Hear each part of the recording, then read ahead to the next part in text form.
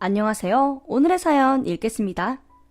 안녕하세요. 저는 지방에 살고 있는 40살 여자입니다. 원래는 한 가정의 주부였는데 이제는 돌싱이라고 설명드리는 것이 맞겠네요. 참고로 저는 몇 년 전부터 다리 한쪽을 못 쓰게 되어 장애인이 되었어요. 참 사고라는 게 정말 생각지도 못한 순간에 찾아오더라고요. 장애인의 삶이라는 건 항상 멀게만 느껴졌던 막연한 삶이었는데요. 어느새 저에게도 익숙한 일상이 되었네요. 참고로 제가 전 남편을 처음 만나고 연애를 하고 결혼을 할 때까지만 해도 제 다리는 멀쩡했어요. 사고 이전이었으니까요. 남편과 저는 둘 다 어려운 가정에서 자란 사람들이었는데 그렇다 보니 가진 것 없는 시절부터 함께해온 연애가 참 퍽퍽하긴 했습니다. 손 시린 겨울날에도 붕어빵 한 봉지 사 먹는 걸 한참을 고민해야 했을 정도였으니까요. 그럼에도 불구하고 저희 두 사람의 마음은 참 단단했어요. 힘든 시기에서 지켜내는 연애가 쉽지는 않았지만 어렵사리 지켜낸 만큼 믿음도 더 두터워지더라고요. 심지어 몇 년간의 연애를 끝내고 남편이 저에게 프로포즈를 했을 때는 하필 당시에 남편이 무직이었는데요. 그래서 저희 집의 반대가 더욱 말도 아니었죠. 안 그래도 어려운 집이라 해줄 것도 많이 없어서 속상한데 남편 될 사람까지 무직이라니 그게 말이 되냐며 어머니가 한침을 우셨던 기억이 나네요. 하지만 당시 남편이 그냥 백수여서 무직이었던 건 아니고 얼마 전까지만 해도 엄연히 다니고 있던 공장이 있었어요. 하지만 저나 남편이나 월급도 너무 쥐꼬리고 이렇게 벌다가는 앞날이 너무 막막하니 남편이 고민 끝에 일을 그만둔 상태였거든요. 그럼 그가 저에게 청혼을 하면서 이런 말을 하더라고요. 내 가족, 그리고 특히 당신, 이제 더 이상 고생시키고 싶지가 않아. 이 생각이 들고 나니까 앞으로 계속 공장만 다니고 있을 순 없겠다는 생각이 들더라고. 그래서 말인데 결혼하고 나서 나한테 딱 2년만 줄 수 있겠어? 진짜 미친 듯이 공부할게. 그리고 시험 번듯하게 붙어서 당신 꽃길만 걷게 해줄게. 나 자신 있어. 미래를 함께하자는 약속, 그리고 결연에 가득 찬 눈빛. 저는 남편의 표정을 보면서 흔쾌히 받아들이기로 했어요. 그리고 남편이 말한 2년 동안 정말 후회 없이 뒷바라지 해줘야겠다고 다짐했죠. 마음을 굳힌 뒤 저희는 양가의 반대도 무릅쓰고 결혼을 진행했습니다. 친정도 친정이지만 시댁 쪽에서도 제가 마음에 안 드셨나 보더라고요. 뭐 볼 것 없는 집안에 남편보다도 적게 버는 공장에 다니고 있었으니 당연한 반응이라고는 생각했어요. 하지만 우리가 예쁘고 행복하게 잘 사는 모습을 양가 어른들께 보여드리면 언젠가는 우리를 인정해 주시지 않을까 하는 확신이 있었죠. 조촐한 결혼식을 올린 뒤 저희는 달콤한 신혼생활을 할 게 전혀 없었어요. 15평짜리 신혼집을 근근히 구하자마자 남편은 공부에 돌입했고 저는 동시에 가장이 되었으니까요. 다니고 있던 공장만으로는 정말 땡전 한 푼도 모을 수가 없을 것 같았죠. 그래서 저는 투잡을 넘어 3-4개의 일거리를 구하고 다니기 시작했습니다. 공장이 끝나고 나면 곧장 식당으로 달려가서 설거지를 했고 식당 일이 끝나고 나면 집 근처 편의점에 가서 야간 아르바이트를 했죠. 신혼 초반일 때는 잠을 거의 안 잤다고 봐도 무방할 정도예요. 남편 역시 그런 저를 보면서 너무 미안해했고 집에서 공부만 하는 자기가 편히 잘 수는 없다면서 안 그래도 적게 자는 잠을 더 쪽잠으로 줄여가면서 공부를 하더라고요. 참 저나 남편이나 치열하게 살았죠. 그래도 행복했어요. 고시만 붙으면 다 끝이니까요. 시험 합격이라는 한 줄기 희망을 바라보면서 지냈던 그 날들이 저는 오히려 행복했네요. 체력은 엉망이었지만 적어도 두 사람이 배신 없고 아픔 없이 사랑만 가득했던 유일한 시절이었으니까요. 이제 와서 뒤돌아보면 웃음나는 시절은 이때뿐이거든요. 그렇게 하루하루 희망만 바라보며 끈기 있게 살아가던 저에게 생각지도 못했던 절망적인 일이 일어났어요. 여느 때와 다름없이 공장과 식당을 마치고 편의점으로 향하던 밤길이었는데요. 좁고 어두운 골목길에서 오토바이 한 대가 쌩하고 질주했고 하필 어두운 옷을 입고 있었던 저를 그대로 들이받고 말았던 거죠. 그 순간은 사실 잘 기억도 나지 않아요. 그냥 피로에 지쳐서 터덜터덜 걸어가다가 눈앞이 엄청나게 환해졌던 기억밖엔 없거든요. 정황은 병원에서 정신을 차리고 나서야 들을 수 있었고요. 더욱 최악인 건 심지어 그 사고가 뺑소니였다는 거예요. 이 일로 저와 남편 그리고 양가 집안이 모두 난리가 났어요. 무려 2차례나 수술을 받았음에도 불구하고 제 한쪽 다리가 영영 움직이지 않았거든요. 제 다리를 부여잡고 저보다도 눈물을 많이 흘렸던 남편, 그리고 차마 눈물도 흘리지 못하고 하늘만 멍하니 바라보시던 부모님. 아직도 그 순간은 잊을 수가 없네요. 그렇게 저는 하루아침에 장애인이 되었어요. 정말 슬펐던 건 한쪽 다리를 잃었다는 사실이 아니었습니다. 그 절망감에 빠질 새도 없이 서둘러 일을 가려고 하던 제 처절한 모습이 오히려 더 슬펐죠. 경찰서를 전전하면서 뺑소니범을 적극적으로 잡으려고 하지도 않았어요. CCTV도 많지 않은 골목인데다 하필 목격자도 없어서 수사에 진전이 없다고 하더라고요. 그 얘기를 들은 날부터는 저는 딱히 경찰서를 찾지도 않았습니다. 당장 하루하루 먹고 사는 게 바빴으니까요. 저는 어느 정도의 회복이 끝나자마자 다시 복직을 하려고 애썼어요. 그런데 사회의 시선이 참 그제서야 느껴지더라고요. 저에게 일어난 일에 대해서 속상해주기는 하지만 그렇다고 해서 복직을 허락해주진 않았거든요. 그렇게 몇 달이 지났고 저는 앉아서 할 수 있는 일이라면 정말 아무것도 가리지 않고 받아서 했습니다. 돈이 아무리 작아도 일단 하고 봤죠. 전자부품을 하루에 10몇 박스씩 받아서 집에서 조립도 하고 집에서 할 수 있다는 텔레마케팅 일도 병행했어요. 그리고 밤마다 욱신거리는 다리를 주물러주는 남편을 보면서 끝까지 희망을 잃지 않겠노라 다짐했습니다. 이런 우여곡절을 다 겪으면서도 제가 정신을 꽉 잡고 살 수 있었던 건 다 남편 하나 때문이었어요. 정말 사랑하고 정말 많이 믿었으니까요. 그런데 그런 그가 조금씩 변하기 시작하니 모든 게 절망적으로 바뀌는 건 한순간이더라고요. 처음엔 기분 탓이라고 생각했지만 시간이 지날수록 남편은 저에게 소원해져만 갔습니다. 눈에 띌 정도로요. 일단 저에게 고마워하질 않았어요. 하루에도 수십 번 고맙다 미안하다를 입에 달고 살았던 그가 어느 순간부터 저의 모든 노고를 당연하다는 듯이 생각하는 게 눈에 보이더라고요. 하루에도 몇천 개의 부품을 조립하다가도 끼니 때가 되면 절뚝거리는 발로 남편의 밥상을 꼭 챙겨주었는데요. 처음에는 분명 저에게 이렇게 말했던 남편이었어요. 일하느라 피곤할 텐데 밥을 왜 차려줘 여보. 내가 알아서 먹을게. 너무 미안하네. 고맙고 또 고마워. 그런데 어느 날부터는 제가 밥상을 들고 끙끙거리면서 공부방에 들어가면 이렇게 말을 하는 거예요. 이렇게 늦게 차려줄 거면 그냥 미리 말해. 내가 알아서 차려 먹을 테니까. 기다리다가 배고파 죽는 줄 알았네. 이 말투만 봐도 남편이 얼마나 변했는지 감이 오시겠죠? 사실 남편이 한 방에 붙겠다는 약속과는 다르게 2번, 3번을 시험에서 낙방했거든요. 3차 시험까지 있는 큰 시험인데 1차에서 번번이 탈락하니 마음이 아니었겠죠. 처음에는 그런 남편이 안타깝기도 하고 마음고생이 심하겠다 싶어서 이해하려고 했어요. 그런데 날이 갈수록 저를 부인이 아니라 무슨 식모 다루듯이 이야기하는 걸 느끼게 되었죠. 그러던 어느 날이었어요. 제가 다치고 난 후 통 연락 한 번 없으셨던 시어머니께서 전화가 오셨더라고요. 오랜만이라 반갑기도 하고 놀라기도 해서 얼른 그 전화를 받았더니 어머님은 담담한 말투로 저에게 이런 제안을 하셨습니다. 아가, 요새 몸은 좀 어떠니? 땡땡이는 아직도 공부한다고 저러고 있고 너는 아픈 몸으로 혼자 일하고 있으니 많이 힘들지? 지금 상황이라면 월세 한 푼도 아까울 텐데 집으로 들어와 사는 건 어떻겠니? 내가 너도 좀 챙겨줄 건 말이다. 앞서 여러분들께도 말씀드렸지만 저희 집이나 남편 집이나 경제 상황은 고만고만해요. 다들 어려운 집인데도 불구하고 이렇게 저희 월세라도 아껴주시려고 하는 마음이 정말 감동일 수밖에 없었죠. 저는 지푸라기라도 잡고 싶은 심정이었는데 하필 그 타이밍에 어머님께서 합가를 얘기하시니 정말 감사했어요. 그래서 남편과 상의 끝에 그달 말쯤에 바로 집을 정리하고 시댁으로 들어가게 되었습니다. 처음엔 시댁에 들어오길 정말 잘했다 싶을 정도로 모든 게 좋았어요. 왜냐하면 시댁으로 이사를 가자마자 그간 유달리 저에게 차갑게 굴었던 남편이 다시 예전으로 돌아온 기분이 들었거든요. 다시 저에게 고맙다는 말을 많이 하고 얼른 공부해서 이번에는 꼭 붙을 테니 꽃길을 걸을 준비만 하라는 둥 예쁜 말을 매일 해주더라고요. 그뿐만이 아니었어요.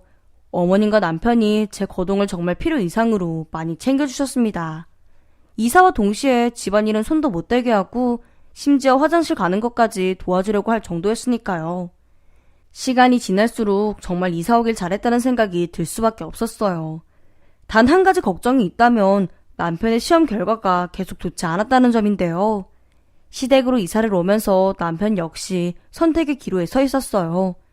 공부를 계속해야 할지 지금이라도 과감하게 포기하고 다른 일을 구해야 할지를요. 그런데 고민 끝에 남편은 공부를 멈추지 않는 것으로 결정했어요. 저는 그 결정에 솔직히 살짝 힘이 빠졌지만 내색 없이 응원해주기로 했지요. 사실 저는 내심 남편이 지금이라도 공부를 포기하고 일을 하길 바라는 마음이 있었거든요. 약속했던 2년이라는 기간보다도 훨씬 시간이 지체되고 있는 데다가 제가 몸이 이렇다 보니 할 수 있는 일의 양이 확 줄었기 때문이에요. 남편이 계속 공부를 하겠다고 결정을 내리자 시댁과 친정의 반응은 극명하게 갈렸어요. 시어머니는 아들의 도전을 끝까지 응원하겠다는 입장이었지만 저희 집은 달랐죠. 도대체 언제까지 내 딸 혼자 저 몸으로 가장 노릇을 하라는 소리냐며 길길이 날뛰셨을 정도로 반발이 심했으니까요. 그 마음을 제가 모르는 건 아니지만 그래도 남편의 편에 서서 친정 식구들을 한참 설득했어요. 이제 고지가 얼마 남지 않아서 포기하지 못하는 걸 거라고, 정말 조금만 기다려주면 나도 편안하게 살 수 있을 거라고 말하면서요. 하지만 친정에 말했던 제 말이 모두 진심은 아니었어요. 저 역시 속으로는 남편 시험에 대한 불안감이 좀 있었거든요. 어느 순간부터 공부의 열의가 좀 줄어드는 듯한 모습도 보이고 TV 보는 시간도 많아지고 점점 수험생보다는 백수에 가까운 태도를 보이는 날도 많았습니다. 그러다 제가 공부 안 해? 라고 조심스럽게 물어보면 남편은 잔뜩 예민해진 말투로 안 그래도 요새 집중 안 돼서 죽겠는데 옆에서 그런 말 하면 더 기운 빠지는 거 몰라? 알아서 해, 알아서. 내가 약속했던 2년 지나고도 방구석에 앉아있으니까 보기 한심해서 그래? 라고 괜히 과하게 짜증을 내고는 방에 들어가 버려요. 시어머니는 뭐 애초에 아들 눈치 보느라 정신이 없으셨고 저도 점점 남편 눈치만 보게 되더라고요. 이사 초반에는 저를 워낙 잘 챙겨주어서 좋기만 했는데 그것도 시간이 지나니 잠깐이었다는 걸 알게 되면서 여러모로 힘 빠지는 나날들이었어요. 나중이 돼서야 알았죠. 이때가 모든 일의 시작점에 불과하다는 걸요. 어느 날부터 남편은 낮에는 도통 집중이 되질 않는다며 밤에 공부를 하겠다 했어요. 그래서 낮에는 잠을 자거나 TV를 보면서 쉬다가 제가 잠드는 시간이 되면 공부방으로 가더라고요. 그래서 자연스럽게 잠을 따로 자야 하는 사이가 돼버렸어요. 그런데 이상했던 건 그때부터였는데요. 밤에 공부를 한다던 남편의 공부방에서 가끔씩 이야기 소리가 얼핏 들렸다는 점이에요. 매일 들렸던 건 아니고 가끔 제가 잠을 설칠 때마다 희미하게 들렸던 대화 소리 때문에 저는 남편이 누군가와 통화를 하는 줄 알았어요. 도대체 그 새벽에 누구랑 전화할 일이 있는 거지? 정도로만 생각했던 저는 머지않아 엄청난 광경을 목격해버리게 되었는데요. 하루는 새벽에 화장실이 가고 싶어서 불편한 몸으로 낑낑대며 일어난 적이 있었거든요. 그런데 거실로 나가보니 작은 방에서 불빛이 새어나오고 있는 거예요. 제가 밤마다 종종 들었던 대화 소리와 함께요. 그때부터 벌써 불길했어요. 왜냐하면 남편이 공부하는 방은 그 방이 아니거든요. 이 시간에 왜 저 작은 옷방에서 소리가 나는 걸까 하는 마음에 덜컥 겁이 나더라고요. 거기다가 통화 소리라고만 생각했던 그 대화 소리는 알고 보니 시어머니와 남편이 주고받는 대화 소리였어요. 이 새벽에 어머니도 안 주무시고 계신다는 것부터가 정말 이상했죠. 저는 화장실이 가고 싶었던 것도 까맣게 잊고 작은 방 앞으로 조심스럽게 걸어갔습니다. 그날 밤에 제가 작은 방이 아니라 화장실로 직행했더라면 지금까지도 저는 아무것도 모르고 바보처럼 살고 있었겠죠. 문 앞에 다다랐을 때는 뭐라 알 수 없는 목소리와 함께 헉헉거리는 두 사람의 숨소리가 들리기 시작했어요. 저는 순간 이게 뭔 일인가 싶어서 차마 더 가까이 가보기가 겁이 날 정도였습니다. 이 밤중에 뭔 짓을 하길래 두 모자가 헉헉거리고 있는 건지. 하지만 저는 이미 뒤돌아 설 수 있는 상태가 아니었죠. 눈을 질끔 감고 문틈새로 안을 들여다보았는데 제가 본 광경은 다름 아닌 방바닥에 엎드려서 미친 듯이 기름칠을 하고 있는 시모와 남편의 모습이었어요. 말도 안 되는 광경보다도 두 인간들의 대화가 더욱 놀랄 노자였죠. 엄마, 이 정도만 하면 되지 않을까? 목소리 낮춰 아들. 깨기라도 하면 어쩌라고 그래? 그리고 할 거면 확실하게 해야지. 어중간하게 다치면 괜히 의심만 더 받을 게 뻔한데 한 번에 다쳐야 돼, 한 번에. 속삭이듯 주고받는 모자의 대화. 저는 듣자마자 온몸에 소름이 쫙 끼쳤어요. 아무래도 대화의 주제가 저에 대한 이야기인 게 분명했으니까요. 저는 거동이 불편해서 목발을 짚고 있었는데 그 목발도 팽개친 채 자리에 주저앉아 버렸습니다. 꽤 큰 소리가 났을 텐데도 불구하고 시모와 남편놈은 기름칠에 집중하느라 바깥에는 신경도 쓰질 않더라고요. 전 너무 놀라서 주저앉은 채로 엉금엉금 방으로 도망갔어요. 내가 지금 어디에 있는 건지, 내가 지금 무슨 상황에 놓인 건지 순간 너무 혼란스러웠거든요. 하지만 이야기를 더 들어봐야 한다는 생각이 곧장 들었고 다시 조용히 그 방 앞으로 돌아왔어요. 그런데 그 뒷대화가 더 대박이더라고요. 산재가 어쩌고 장애보험이 어쩌고 심지어 남편놈 입에서는 사망보험에 관련된 이야기까지 줄줄 나오고 있었거든요. 저는 정신을 차리고 벌벌 떨리는 손으로 주머니에서 휴대폰을 꺼냈습니다. 그리고는 동영상 촬영 버튼을 눌렀죠. 도대체 저 인간들이 나 한 사람 족치려고 무슨 작당을 하고 있는 건지 낱낱이 알아야만 했어요. 그리고는 두 사람이 눈치채기 전에 조용히 방으로 돌아와 눈을 감았네요. 사실 눈만 감았지 동이 틀 때까지 한숨도 잘 순 없었지만요. 날이 밝고 남편은 여느 때와 다름없이 아침이 되어서야 잠에 들었고 어머니는 마치 아무 일도 없었다는 듯이 저를 대하더라고요. 그런 모습이 오히려 더 소름 끼쳤어요. 하지만 전날 밤 일에 대해서 바로 아는 척을 하지 않았습니다. 저에게도 생각할 시간이 필요했으니까요. 그날을 기점으로 그전에는 집안에서 보이지 않던 것들이 하나둘씩 보이기 시작했어요. 저 몰래 이런 작당을 나눈 지가 꽤 되었나 보더라고요. 쓰레기통 속에 꾸깃꾸깃한 종이들이 많길래 혹시나 해서 펼쳐봤는데요. 뭘 그렇게 열심히 의논했는지 상해, 장해, 보험 등등 글로 적어가며 회의를 펼친 기록들이 수두룩하게 나왔습니다. 아마도 제가 대화 소리에 깰까봐 종이로 적어가며 이야기를 나눈 모양이더군요. 정말 기가 찼어요. 내 청춘을 다 바쳐서 뒷바라지한 사람이 내가 장애인이 되자마자 별의별 생각을 다 하고 있었다는 게요. 이 사실을 받아들이는 데만 몇 날 며칠이 걸렸습니다. 저는 그 며칠 동안 정말 많은 경우의 수를 계산해봤어요. 지들만 계산할 줄 아는 거 아니니까요. 제가 새벽에 찍어둔 영상과 쓰레기통에서 주웠던 쪽지들을 토대로 생전 처음 이혼 변호사 사무실도 방문해봤네요. 그러던 중 예상치도 못한 날에 최후의 사건이 일어나고 말았는데요.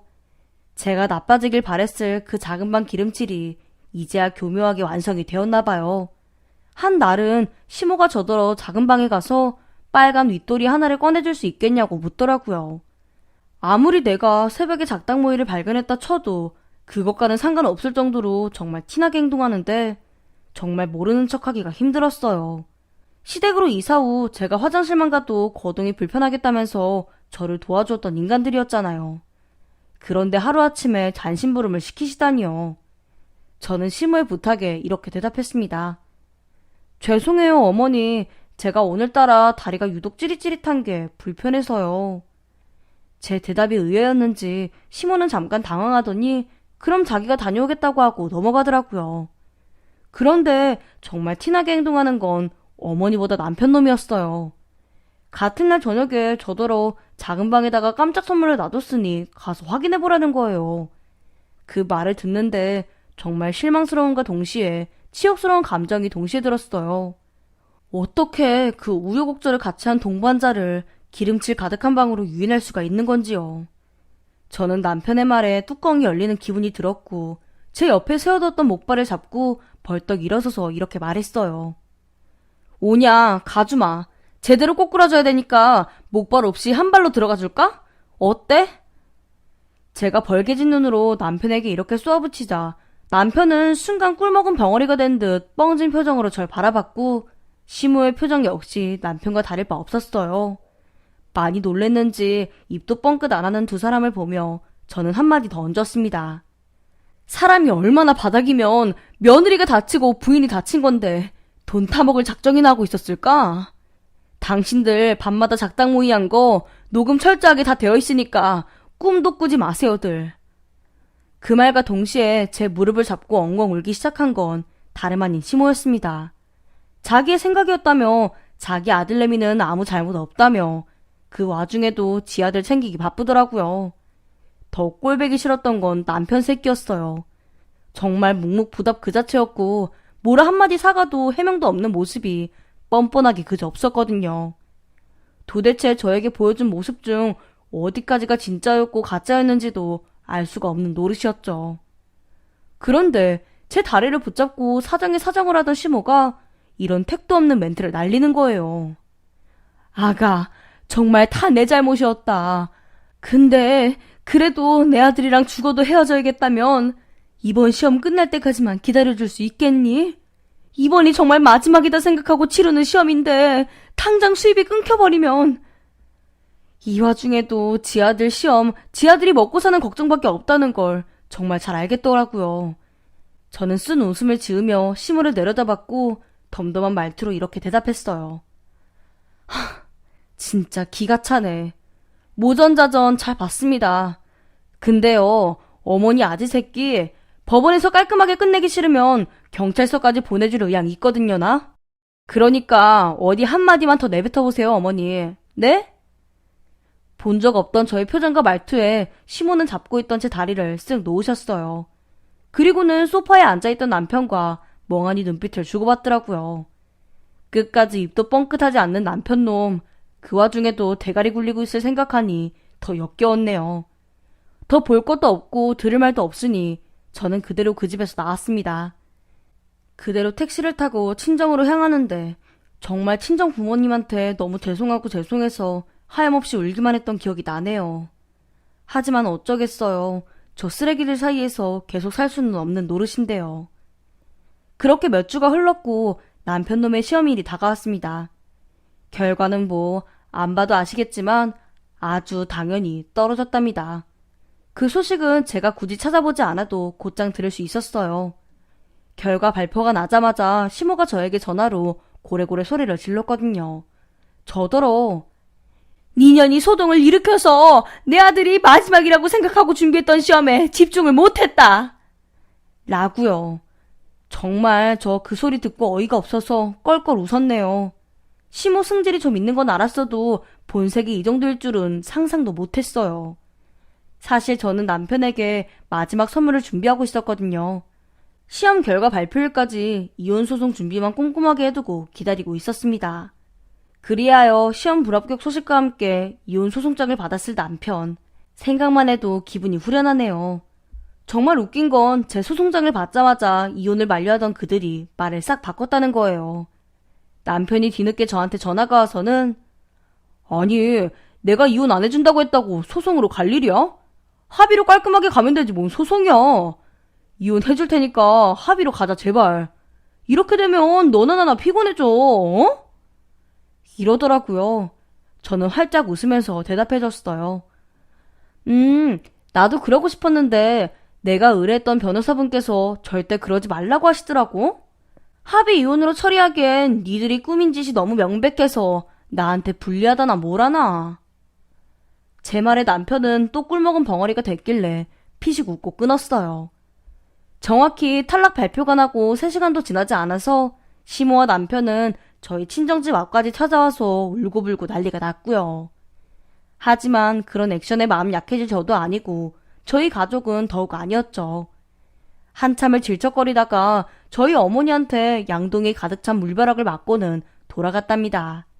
그 뒤로는 와봤자 소용없을 걸 아는지 찾아오는 일도 없고 연락도 아예 없어졌어요. 그렇게 폭풍 같은 일들을 치르고 저는 열심히 재활훈련을 하고 있습니다. 솔직히 훈련을 계속 받는다고 해서 예전처럼 2발로 걸을 수 있다는 가망은 없어요. 하지만 치료를 받다 보니 어느 정도 개선되는 부분은 있더라고요. 그리고 남편놈 뒷바라지하느라 생활력 하나만큼은 자신 있었던 저잖아요.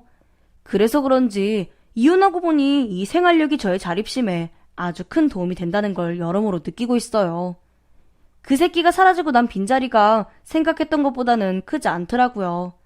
배신을 당해도 너무 크게 당해서 그런 것도 있겠죠. 어느 정도가 지나면 저만의 공간을 꾸리려고 생각 중이에요.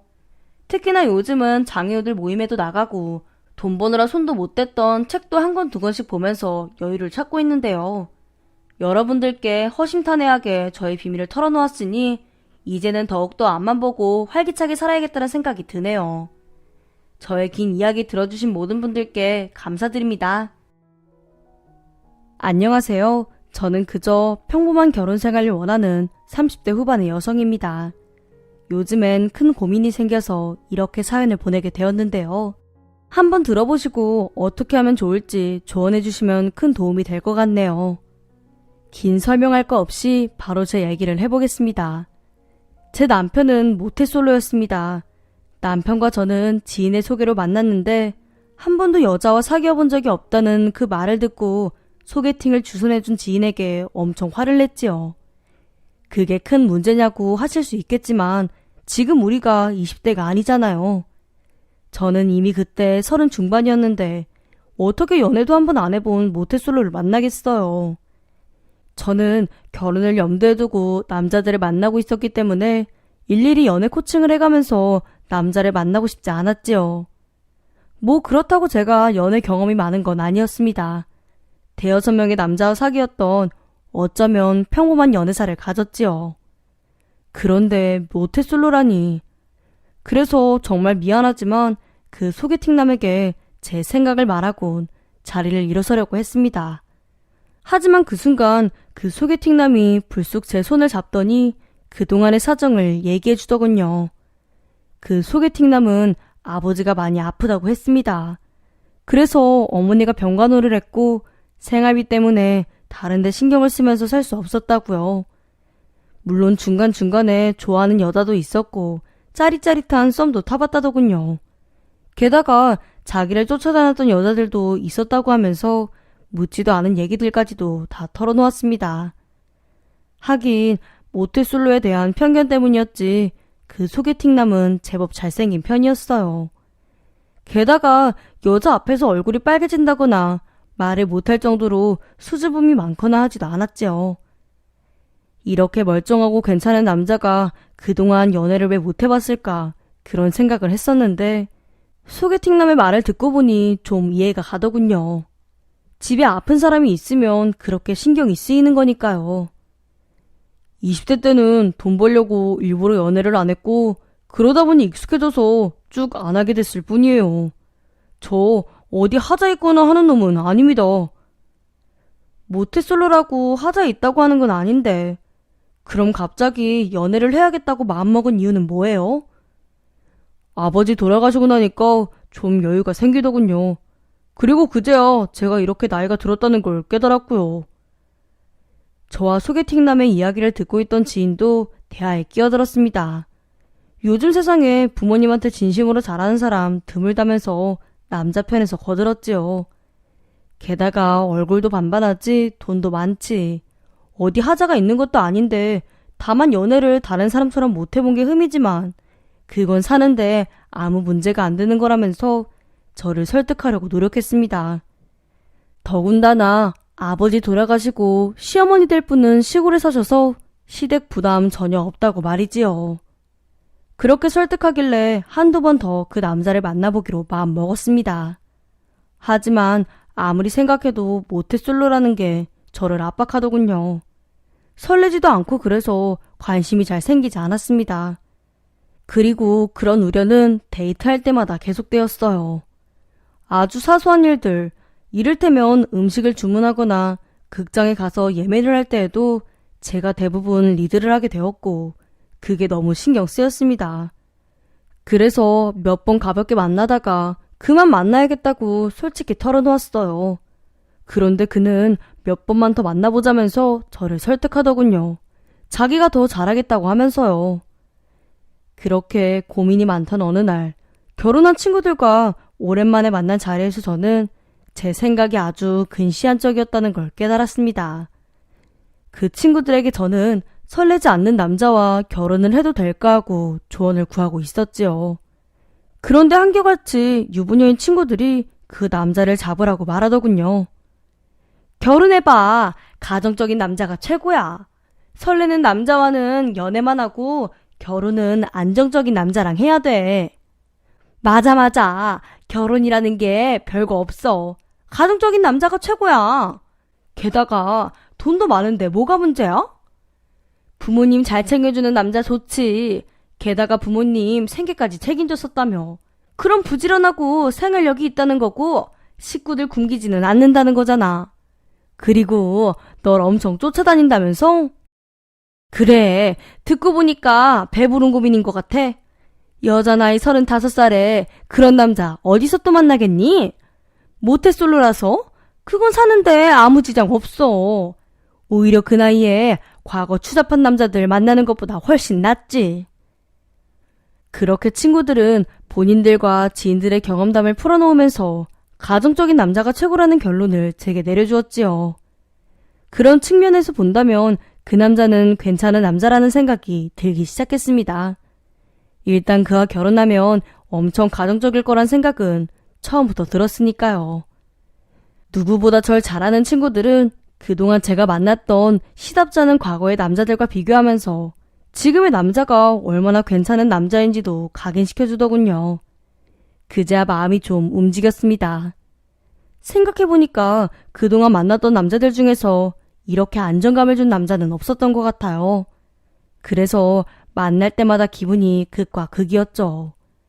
처음엔 늘 설레었는데 끝에 가서는 늘 비참해지곤 했던 과거의 연애들이 떠오른 순간 저는 그 남자와 결혼을 하기로 마음을 먹게 되었답니다. 결혼은 일사천리로 진행이 되었습니다. 신기하게도 이런저런 준비를 하는 동안 저희는 아무런 트러블이 없었습니다. 주변에서는 그때 제일 많이 싸운다고 하던데 저희는 전혀 그런 게 없었지요. 신혼 초에는 또 얼마나 행복했는지요. 모태솔로였다는 것도 잊어버린 지 오래였습니다.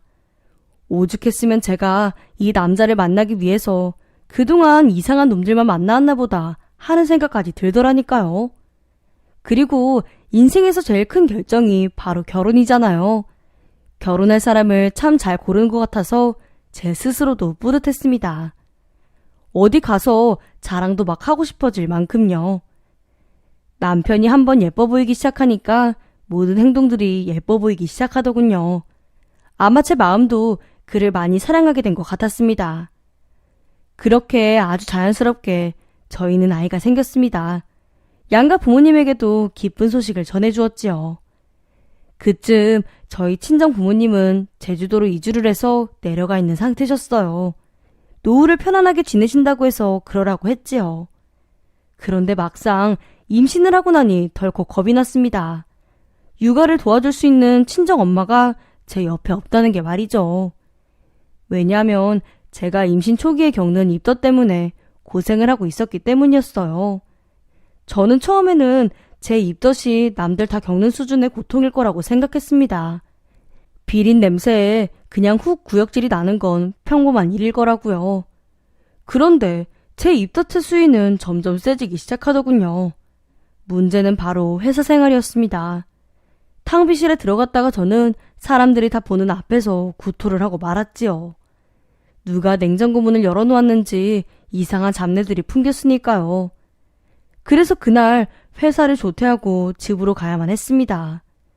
제가 이렇게 예민한 사람인지 저도 그때 알았습니다. 평소에는 좋아했던 각종 음식 냄새들이 이제는 저의 구역질을 일으키는 냄새가 되었으니까요. 그러니 저는 제대로 밥을 먹을 수조차 없었습니다. 며칠 휴가를 내서 집에 누워 있었는데 정말 기운이 나지 않더군요. 저 때문에 남편도 밥을 굶고 있어야 할 때가 늘어만 갔고 그게 또 고민거리로 자리 잡았어요. 안 되겠어, 여보. 어머님한테라도 도와달라고 하는 게 어떨까? 나 때문에 당신까지 굶으면 회사 생활에 타격있잖아. 둘 중에 한 사람이라도 건강해야지. 내가 요리를 하면 되는데. 날 이렇게 극진하게 보살펴주는데 당신이 요리까지 한다고? 그럼 당신 너무 힘들어. 당신 어머니가 해주시는 요리 좋아하잖아. 입덧 오래 안 갈 거야. 몇 달만 부탁해보자. 그래, 알았어. 그럼 전화해서 물어볼게. 그렇게 남편은 시어머니에게 전화를 걸어서 사정을 말씀드렸습니다. 그랬더니 본인도 입덧을 심하게 했다면서 그 고통을 누구보다 잘 안다고 이해해 주시더군요.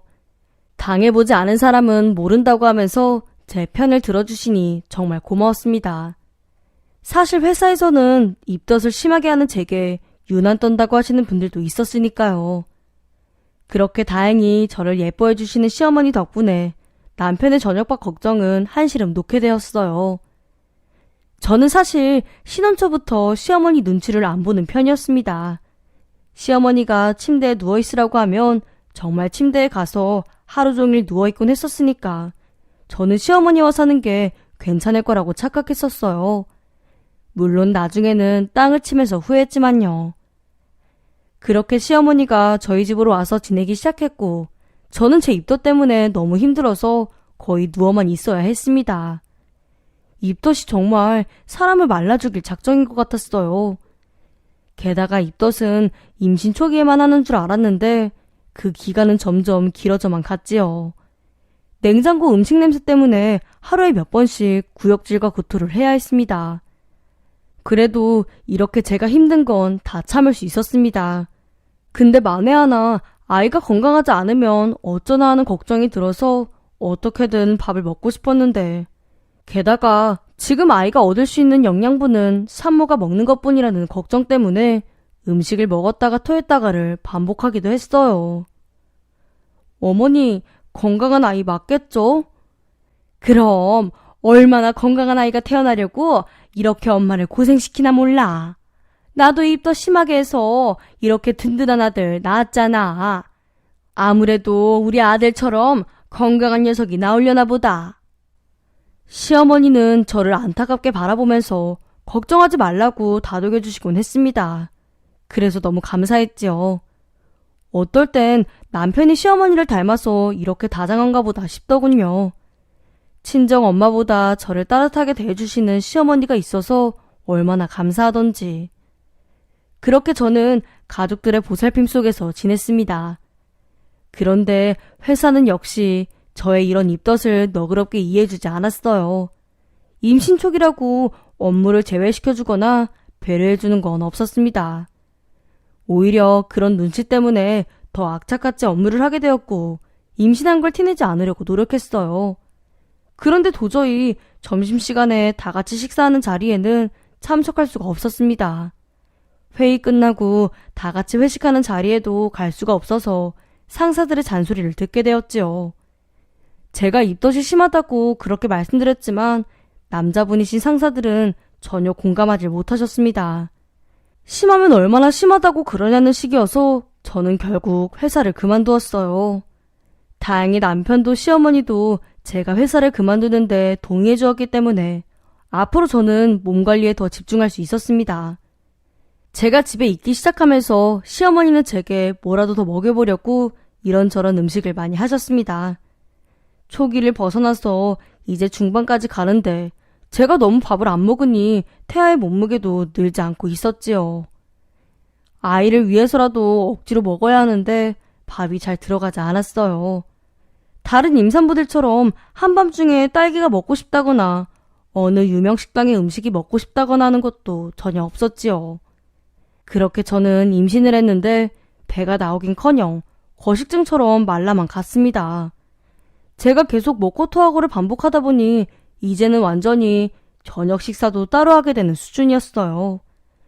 그러다 보니 이상하게 싸한 느낌이 들었습니다.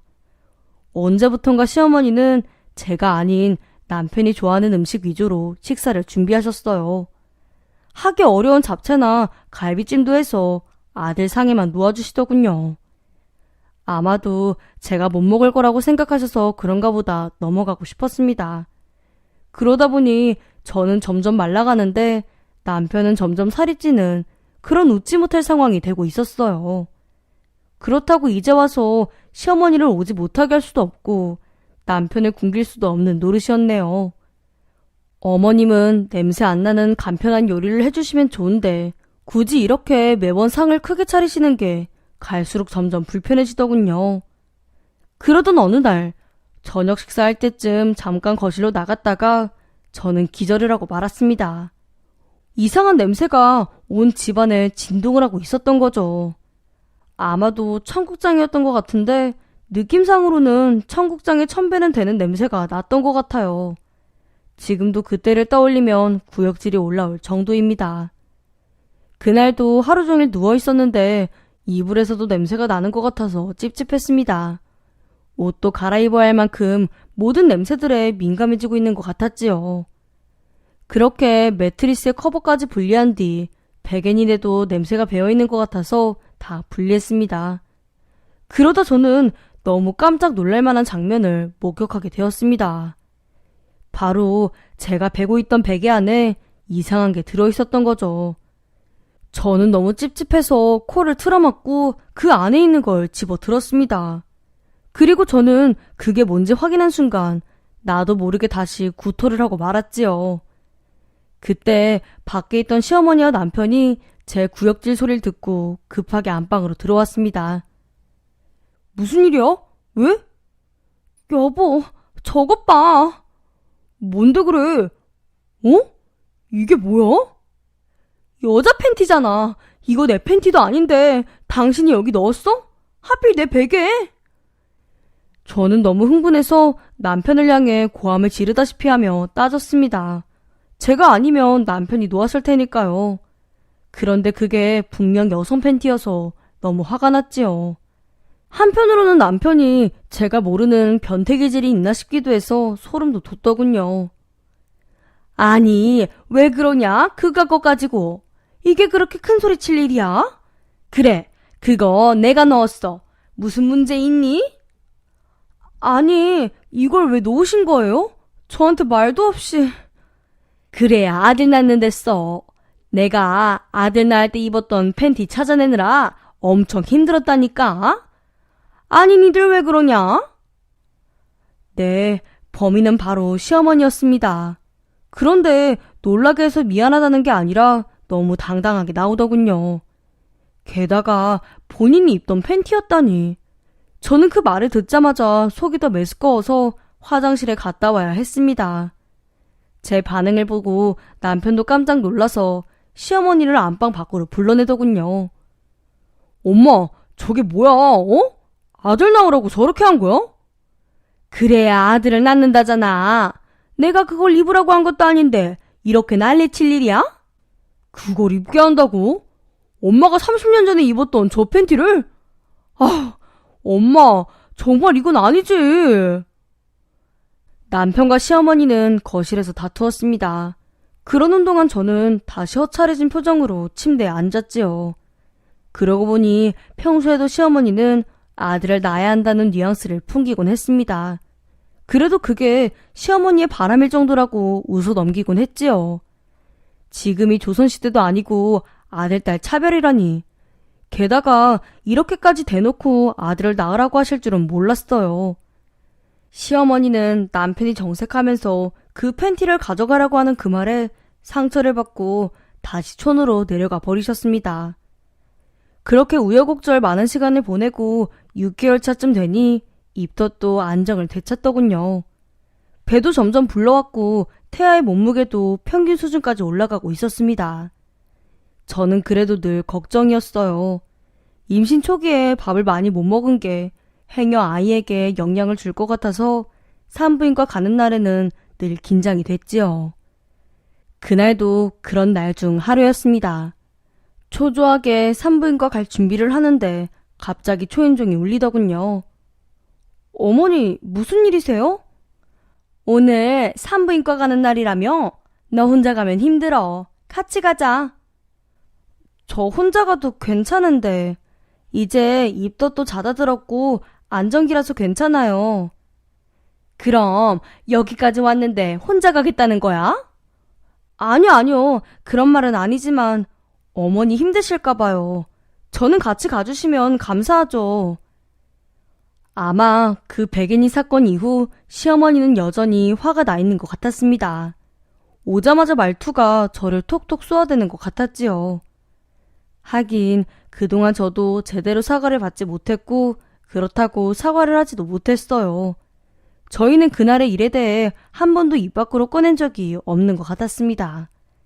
어디 가서 말하기도 민망한 일이기도 하고요. 그렇게 시어머니는 여전히 삐져있는 얼굴로 저와 산부인과로 향했습니다.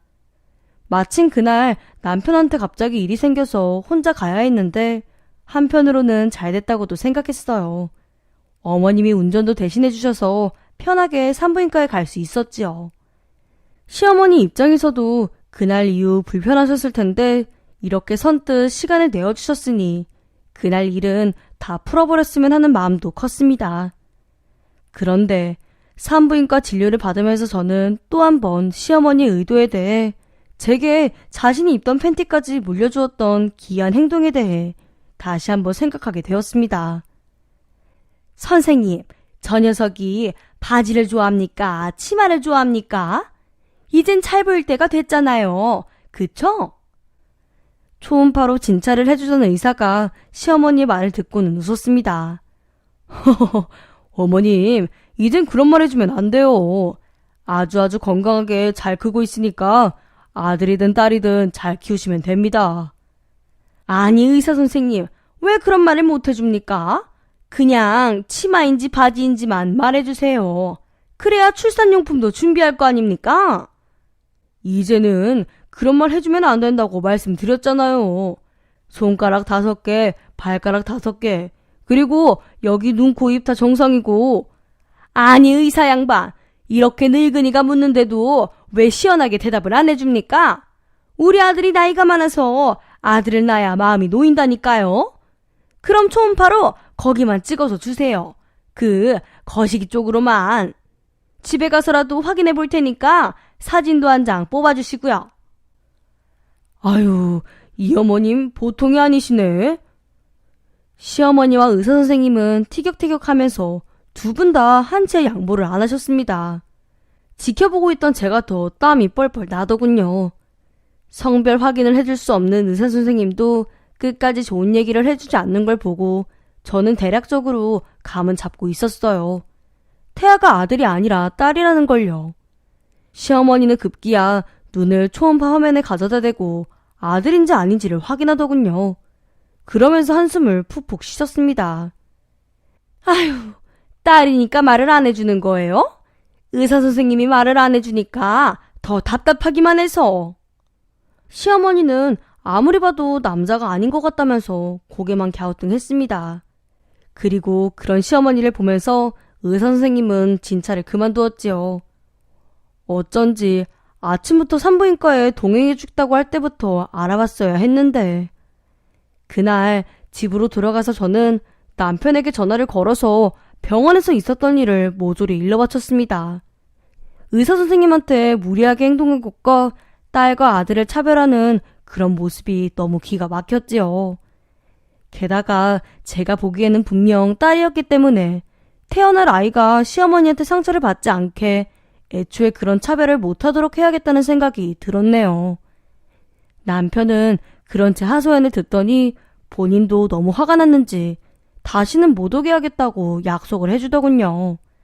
아들 말은 누구보다 잘 들으시니까요. 그렇게 임신 기간을 무사히 마치고 출산 예정일이 되었습니다. 아이를 만난다는 생각에 정말 심장이 쿵쿵거리더군요. 제왕절개를 할 거라서 여러 가지 걱정도 들었습니다. 그날은 제주도에서도 친정 부모님이 올라와서 대기실에 앉아 계셨어요. 반면 시어머니는 저희의 연락도 받지 않으시는 터라 오지 않으셨지요. 서운하긴 해도 차라리 안 오시는 편이 나을 것도 같았네요. 딸이면 실망하실 테고 저희 부모님한테 이상한 말씀을 하실지도 모르니까요. 그렇게 수술실에 들어갔고 마취가 풀려갈 때쯤 사람들이 움직이는 모습이 눈에 들어왔습니다. 갑자기 옆에 있던 간호사들이 다급하게 움직이더군요. 그런데 간호사명 의사 선생님의 분위기가 이상했습니다. 갓 태어난 아이를 보면서 놀란 표정들을 짓고 있었지요. 의사의 눈썹이 위로 올라갔다 내려오길 반복해서 간호사들도 의사의 눈치를 보고 있는 상태였어요. 저는 무슨 일인지 알 수 없어서 마취가 덜 깬 상태로 아이를 보여달라고 말을 했습니다. 분명 아이가 우는 소리가 들렸는데 혹시 잘못된 걸까 싶은 생각이 들었거든요. 그제야 의사와 간호사는 정신을 차리고 제게 아이를 보여주더군요. 그리고 대기실에 앉아있던 남편도 들어왔지요. 그렇게 저희는 사랑스러운 아이를 확인했습니다. 이루 말할 수 없이 감격스러운 순간이었어요. 저렇게 작고 예쁜 아기가 내 뱃속에 있었다니. 저는 저도 모르게 눈물을 펑펑 쏟고 말았습니다. 그런 저를 보면서 남편도 펑펑 울더군요. 고생 많았다고 말이죠. 그런데 아이를 보고 있던 남편이 갑자기 어? 자기야, 아들이야. 그러는 겁니다. 뭐? 정말? 딸 아니었어? 사실 저와 남편은 얇은 포대기에 쌓인 아이를 보고 있었습니다. 엄마 몸에서 나오느라 더러워진 몸을 간호사들이 깨끗하게 씻겨준 거지요. 그래서 저희는 아이의 얼굴을 보면서 감격스러워했을 뿐 딸인지 아들인지에 대해서는 신경도 쓰고 있지 않았던 것입니다. 그런데 간호사가 쿡쿡 웃으면서 포대기를 살짝 보여주었던 거지요. 그동안 딸이라고 알고 있었던 저와 남편은 더 기쁜 표정을 지었습니다. 지금까지 아이가 딸인 줄 알고 갈등을 빚었던 시어머니 때문이었지요. 그래도 이제는 싸우지 않겠구나 안도감이 먼저 들었던 겁니다. 그리고 그런 시어머니를 일찍부터 봤던 의사와 간호사들도 다행이라면서 축하해주고 있었지요. 요놈 그렇게 초음파 찍을 때 움츠러 있더니 그래서 네 엄마가 얼마나 고생한 줄 알아? 아들이라고 해서 더 좋은 건 없지만 이제는 시어머니한테 어깨 피고 사시겠어요. 축하드려요. 그렇게 남편과 저는 뜻밖의 선물을 받은 것처럼 기뻤습니다. 물론 오해 마세요. 딸이었어도 저희는 엄청 기뻤을 거니까요. 출산의 감격스러운 순간을 다 경험하고 나서 저는 병실로 옮겨졌습니다.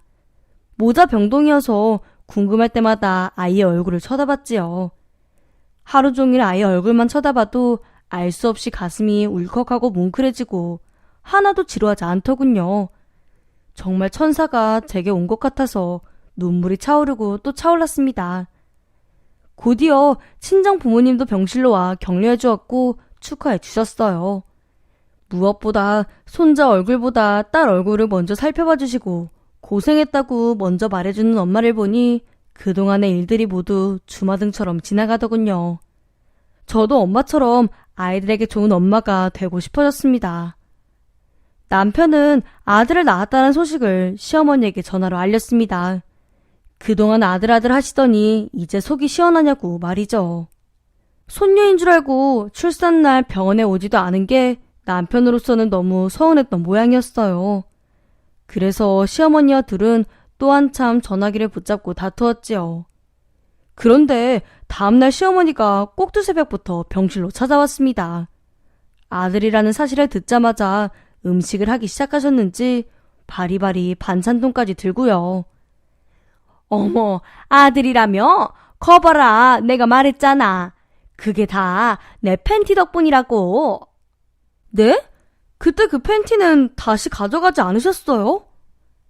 저는 시어머니의 말에 어리둥절해서 다시 되물었습니다. 그때 그 문제의 팬티. 근데 왜 그 팬티 덕분이라는 걸까요? 그거 내가 다시 그 안에 넣었어. 커봐라. 그러니까 이렇게 건강한 아들을 낳은 거야. 저는 시어머니가 손자를 초롱초롱한 눈빛으로 쳐다보는 게 너무 소름 끼쳤습니다. 그때 제가 내다버리라고 했던 그 입던 팬티가 계속 제 베개 안에 있었다는 생각이 드니 다시 구역질이 올라올 것 같더군요. 저의 그런 반응 때문인지 보고 있던 남편은 또 한숨을 쉬면서 시어머니를 병실 밖으로 내쫓아버렸습니다. 그런데도 시어머니는 모든 게 자기 뜻대로 된 것처럼 좋아하더군요. 이후 저희 아이는 제 발로 걸어다닐 만큼 키도 크고 몸도 커졌어요. 독박 육아라 조금 힘들긴 해도 남편은 여전히 사랑스럽게 저를 보살펴주고 다정하게 대해줍니다. 그래서 친구들이 가정적인 남자와 결혼을 해야 한다고 말했던 거구나 싶더군요. 모태솔로였던 남편을 제가 구제해준 줄 알았는데 알고 봤더니 제가 구제를 당한 거였고요. 그런 생각을 하면서 요즘엔 행복하게 새 식구가 살고 있답니다. 아, 시어머니는 어떻게 됐냐고요? 사실 이게 저희의 고민인데요. 남편과 저는 시어머니의 사과가 없이는 절대 아이를 보여주지 않을 작정을 하고 있습니다. 그 팬티 사건이 저희의 골을 깊게 만들어 놓은 터였지요. 게다가 사과 없이 그냥 지나가 버린다면 다음에도 저희를 마음대로 하려고 하실 것 같거든요. 둘째를 낳을 때도 똑같은 일이 반복되면 안 되기에 저희는 독하게 마음을 먹고 시어머니가 미안하다고 하실 때까지 기다리고 있는 중입니다. 그래도 마음 한편으로는 죄송하기도 하네요. 아이가 지금 커가는 이 과정이 얼마나 예쁜지 보여드려야 할 텐데 말이죠.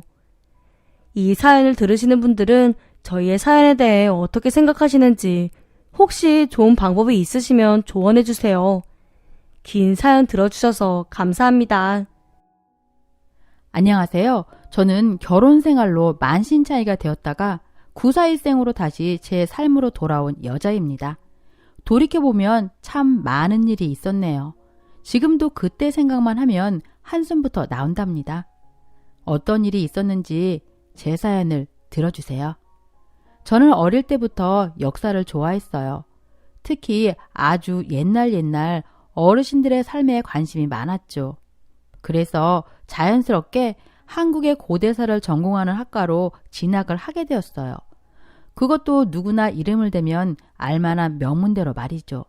그래서 제 인생이 그때부터 활짝 날개를 달 거라고 생각했어요.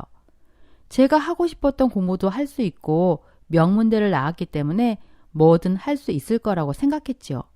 하지만 현실은 그렇지 않았죠. 대학 등록금과 생활비는 제 발목을 잡았습니다. 이게 한두 푼이 아니더군요. 가정 형편이 어려웠던 저는 처음에는 낮에는 수업을 듣고 밤에는 아르바이트를 하면서 열심히 살아야 했습니다. 하지만 곧 현실을 받아들여야 했지요. 아무리 아르바이트를 한다고 해도 한 달 생활비밖에 안 됐으니까요. 그러다 보니 성적은 떨어졌고 밤새 일하고 수업을 듣다 보니 체력도 엄청 떨어졌지요. 정말 안 되겠더군요. 저는 도저히 학업을 이어나가기 어렵다고 판단했습니다. 그래서 결국 취업을 고민하게 됐지요. 그때쯤 설상가상으로 키우고 있던 반려견 미피가 많이 아팠습니다. 하루는 밤 8시를 넘긴 시간 알 수 없이 끙끙 앓아서 24시간 운영하는 동물병원으로 데려갔지요. 젊은 분이셨는데 수의사가 된 지 100일도 안 되셨더군요. 미피는 다행히 단순한 배탈이었습니다. 혈변을 조금 보긴 했지만 그래도 금방 나아진다고 하더군요. 근데 그 수의사 선생님이 저를 빤히 보시는 거예요. 왜요? 미피가 뭐 더 아픈 데가 있나요? 제가 너무 못 챙겨줘서. 아니요. 미피는 괜찮은데 아무래도 미피보다 주인이 더 아파 보여서요. 저는 예상치 못한 수의사 선생님의 말에 당황했습니다. 사실 저는 머리에 열이 나고 있었고 며칠간 아르바이트를 하느라 제대로 쉬지도 못한 상태였지요. 그 와중에 취업을 해보려고 여기저기 알아보러 다니느라 몸이 12개라도 부족했고요. 아무래도 제 안색이 안 좋아 보였는지 수의사 선생님은 미간을 찌푸리면서 제 이마에 손을 가져다 대더군요. 열이 나고 있는데 강아지도 강아지지만 주인도 좀 쉬어야겠어요. 이리 와요. 여기 밤에는 아무도 안 와요. 그 침대에서 좀 누웠다가요. 영양제 주사를 좀 넣어줄게요. 저는 수의사 선생님의 말대로 정말 그 침대로 가서 죽은 듯이 3시간을 자고 나왔습니다.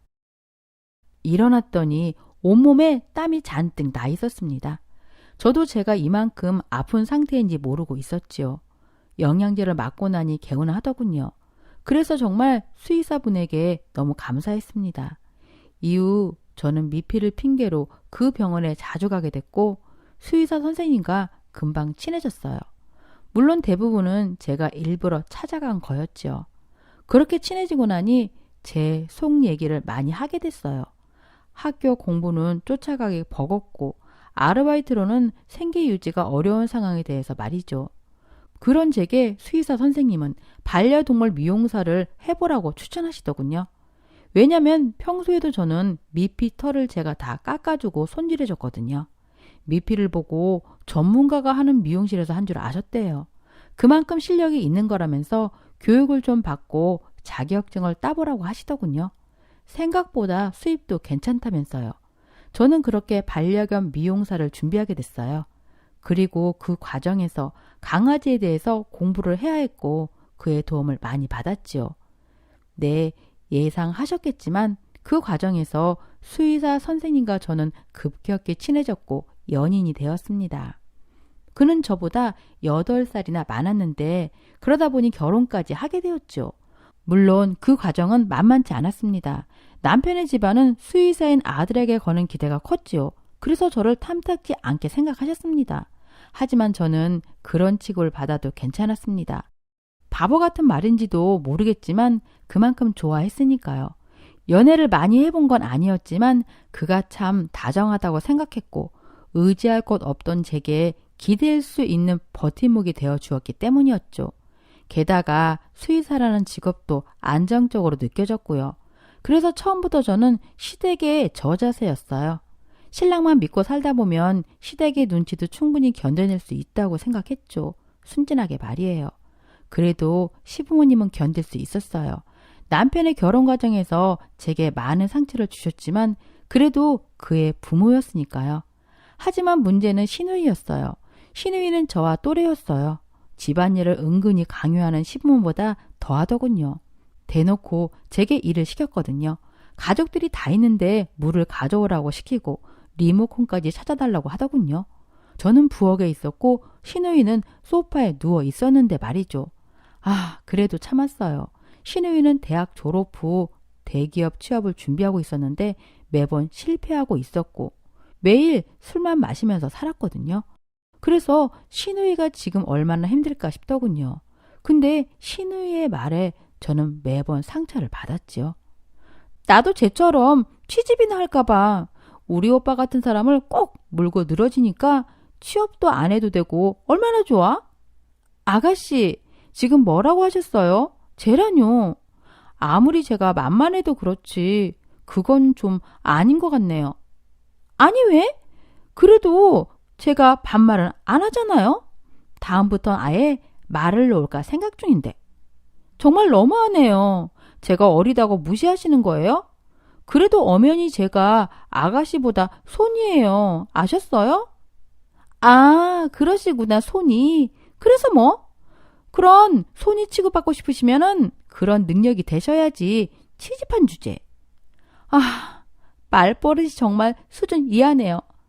취집이라는 말도 기분이 나빴지만 손이 취급을 받고 싶으면은 그만한 능력이 있어야 한다는 그 말에 저는 더 이상 아무 대꾸도 하고 싶지 않았어요. 할 말이 없어서 참는 게 아니었어요. 그냥 괜히 더 긁어 부스럼낼까봐 모른 척 했죠. 아무리 동갑이라고 해도 그렇지. 그래도 제가 오빠의 부인인데 저를 쟤라고 부르고 취집했다면서 깎아내리다니.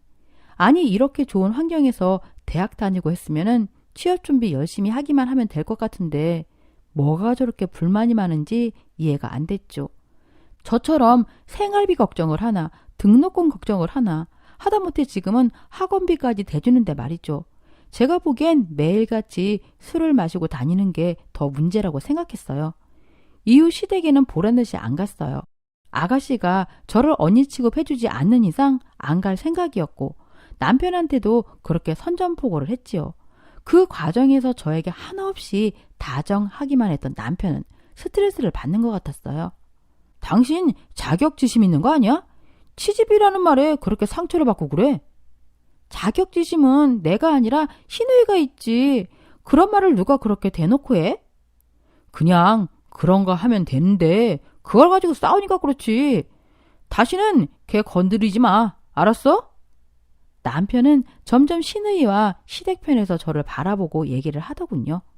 제가 받았을 상처에는 관심이 없는 것 같았어요. 어찌됐든 저는 제 위치가 불안하다고 느꼈고 얼른 아이를 낳아서 시댁에서 인정을 받고 싶었어요.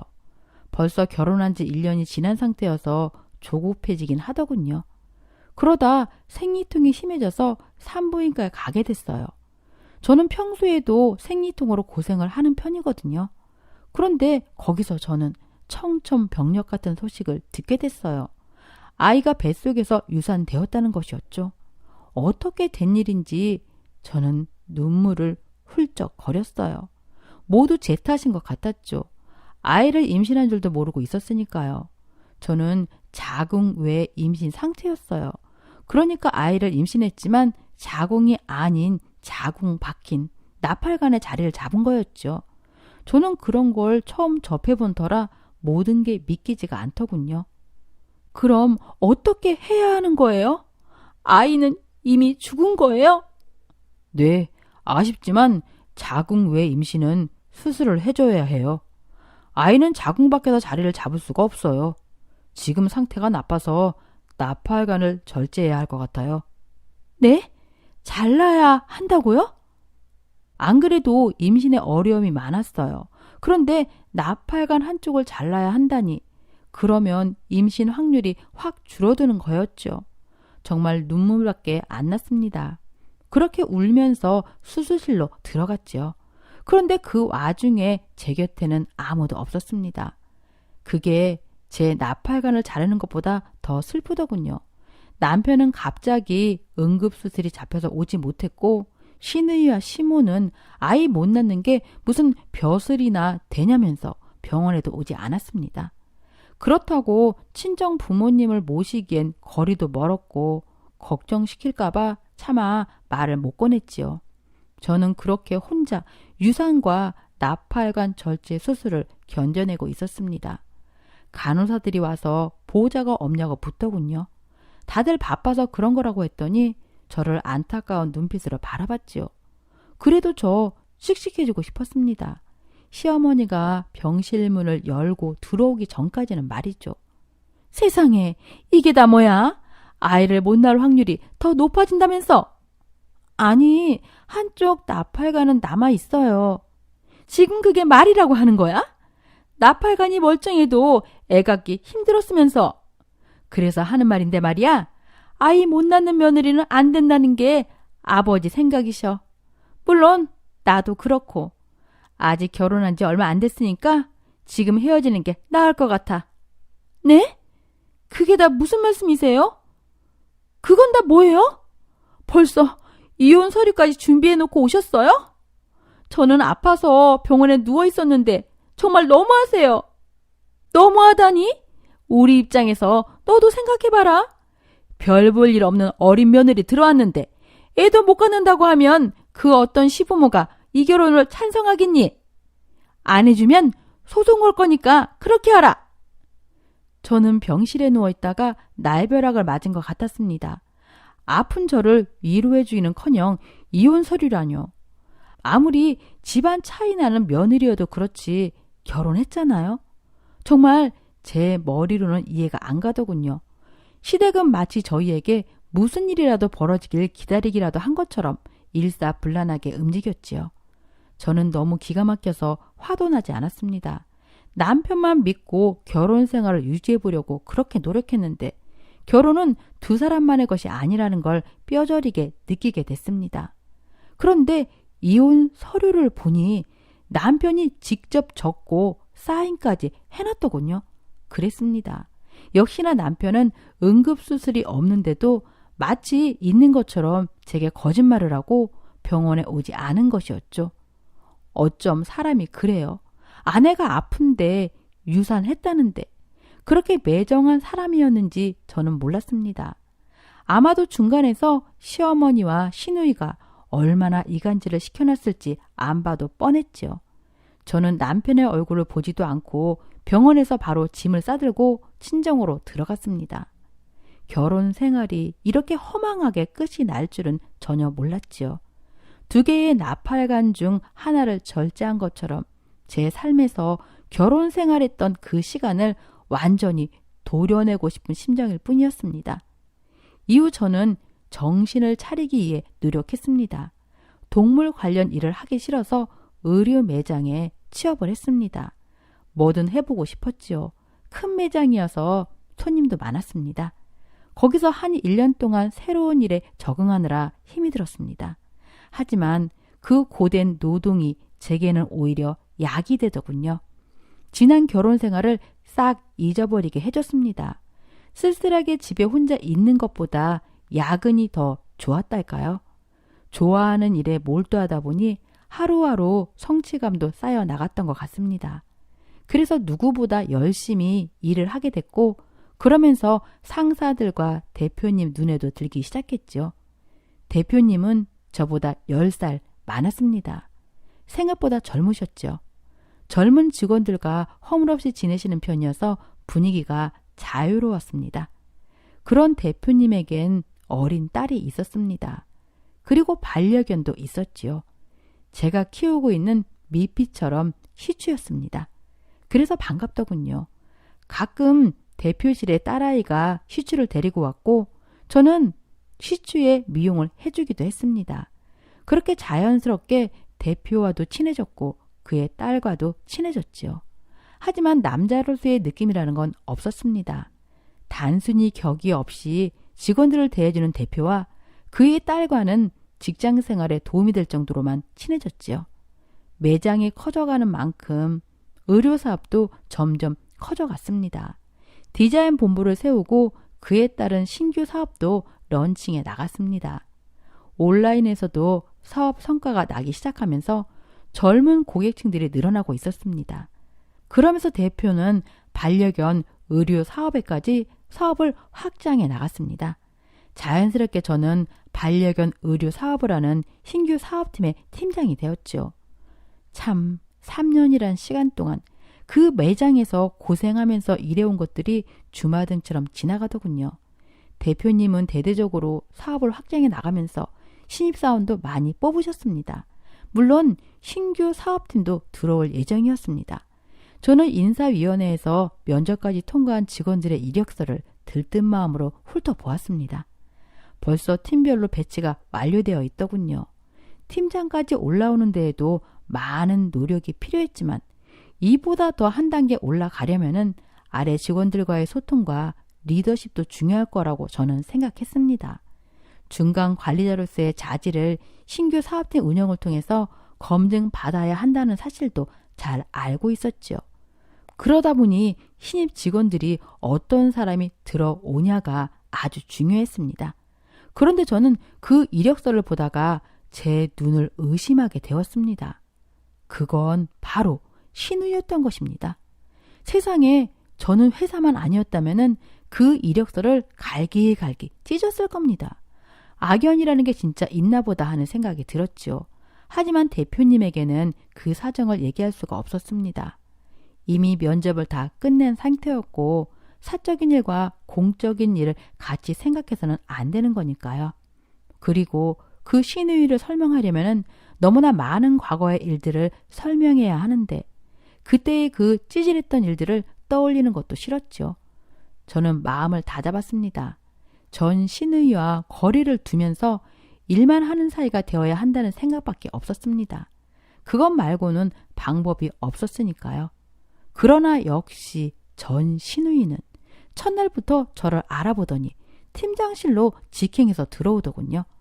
눈빛을 보니 처음부터 저와 기싸움을 하려고 하는 거였죠. 임신도 못해서 쫓겨난 주제에 팀장이라니? 역시 세상 일은 아무도 모르는 거야. 그쵸 언니? 성미 씨, 회사에 입사했으면 거리를 지켜주세요. 안 그래도 잘못 들어온 신입 직원 때문에 꼭 참고 있으니까요. 아, 네, 그러셨어요? 그 잘못 들어온 사람이 저라는 거죠? 어머머, 맞다. 우리 오빠 결혼하는 거 모르죠?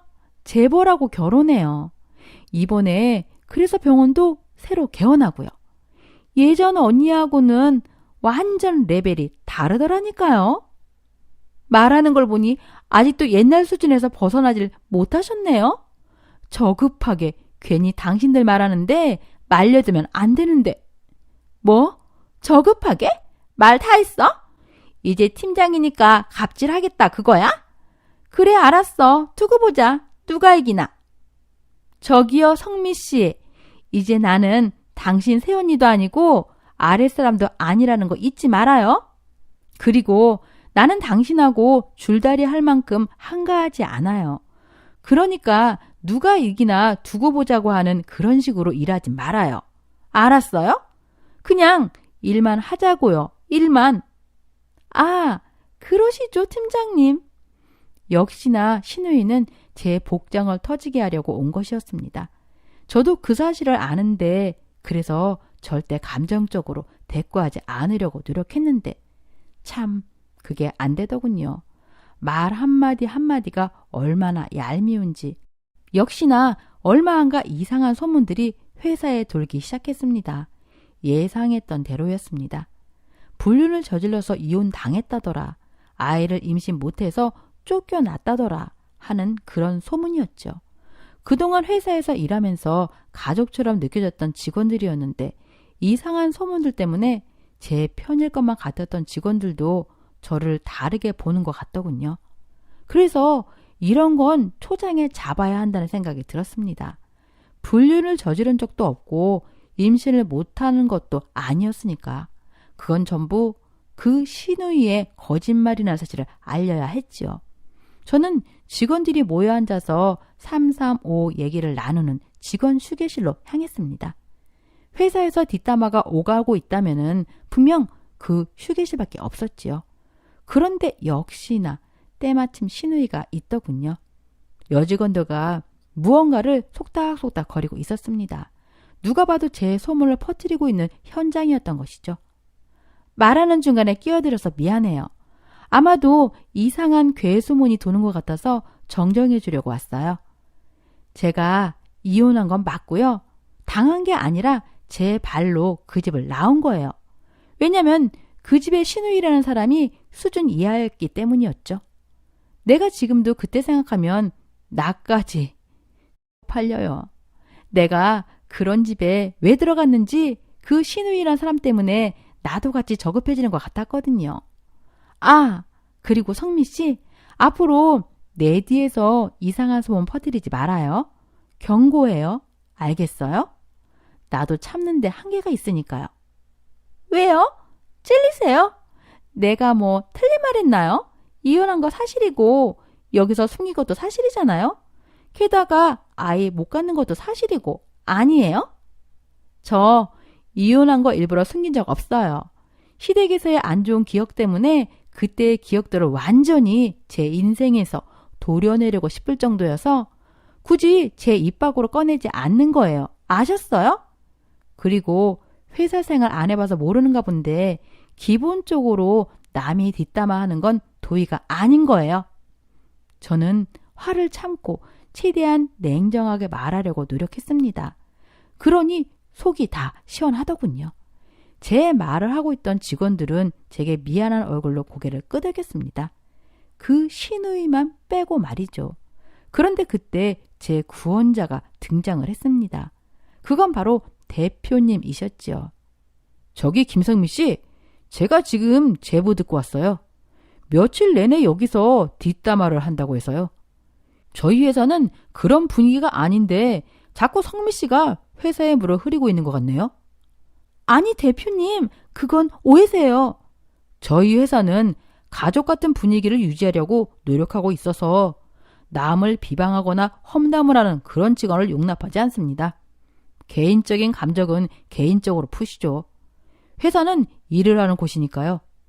여기 정리하고 대표실로 와주시죠. 정말 놀랍게도 뒤에서 대표님이 그 장면을 다 지켜보고 계셨던 겁니다. 그리고 대표님도 그 상황들을 이미 다 알고 계셨더군요.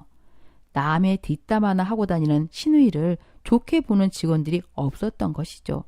이후 시누이는 퇴사 권고를 받았습니다. 대표의 그런 처사에 너무 화가 났는지 울면서 대표실에서 난리를 쳤다는 사실도 뒤늦게 저는 알게 되었습니다. 고분고분할 사람이 아니었죠. 노동 위에 신고를 한다 만다. 저는 그 시누이의 성미를 잘 알기 때문에 괜히 대표님이 걱정됐어요. 똥이 무서워서 피하나요? 더러워서 피하는 거잖아요.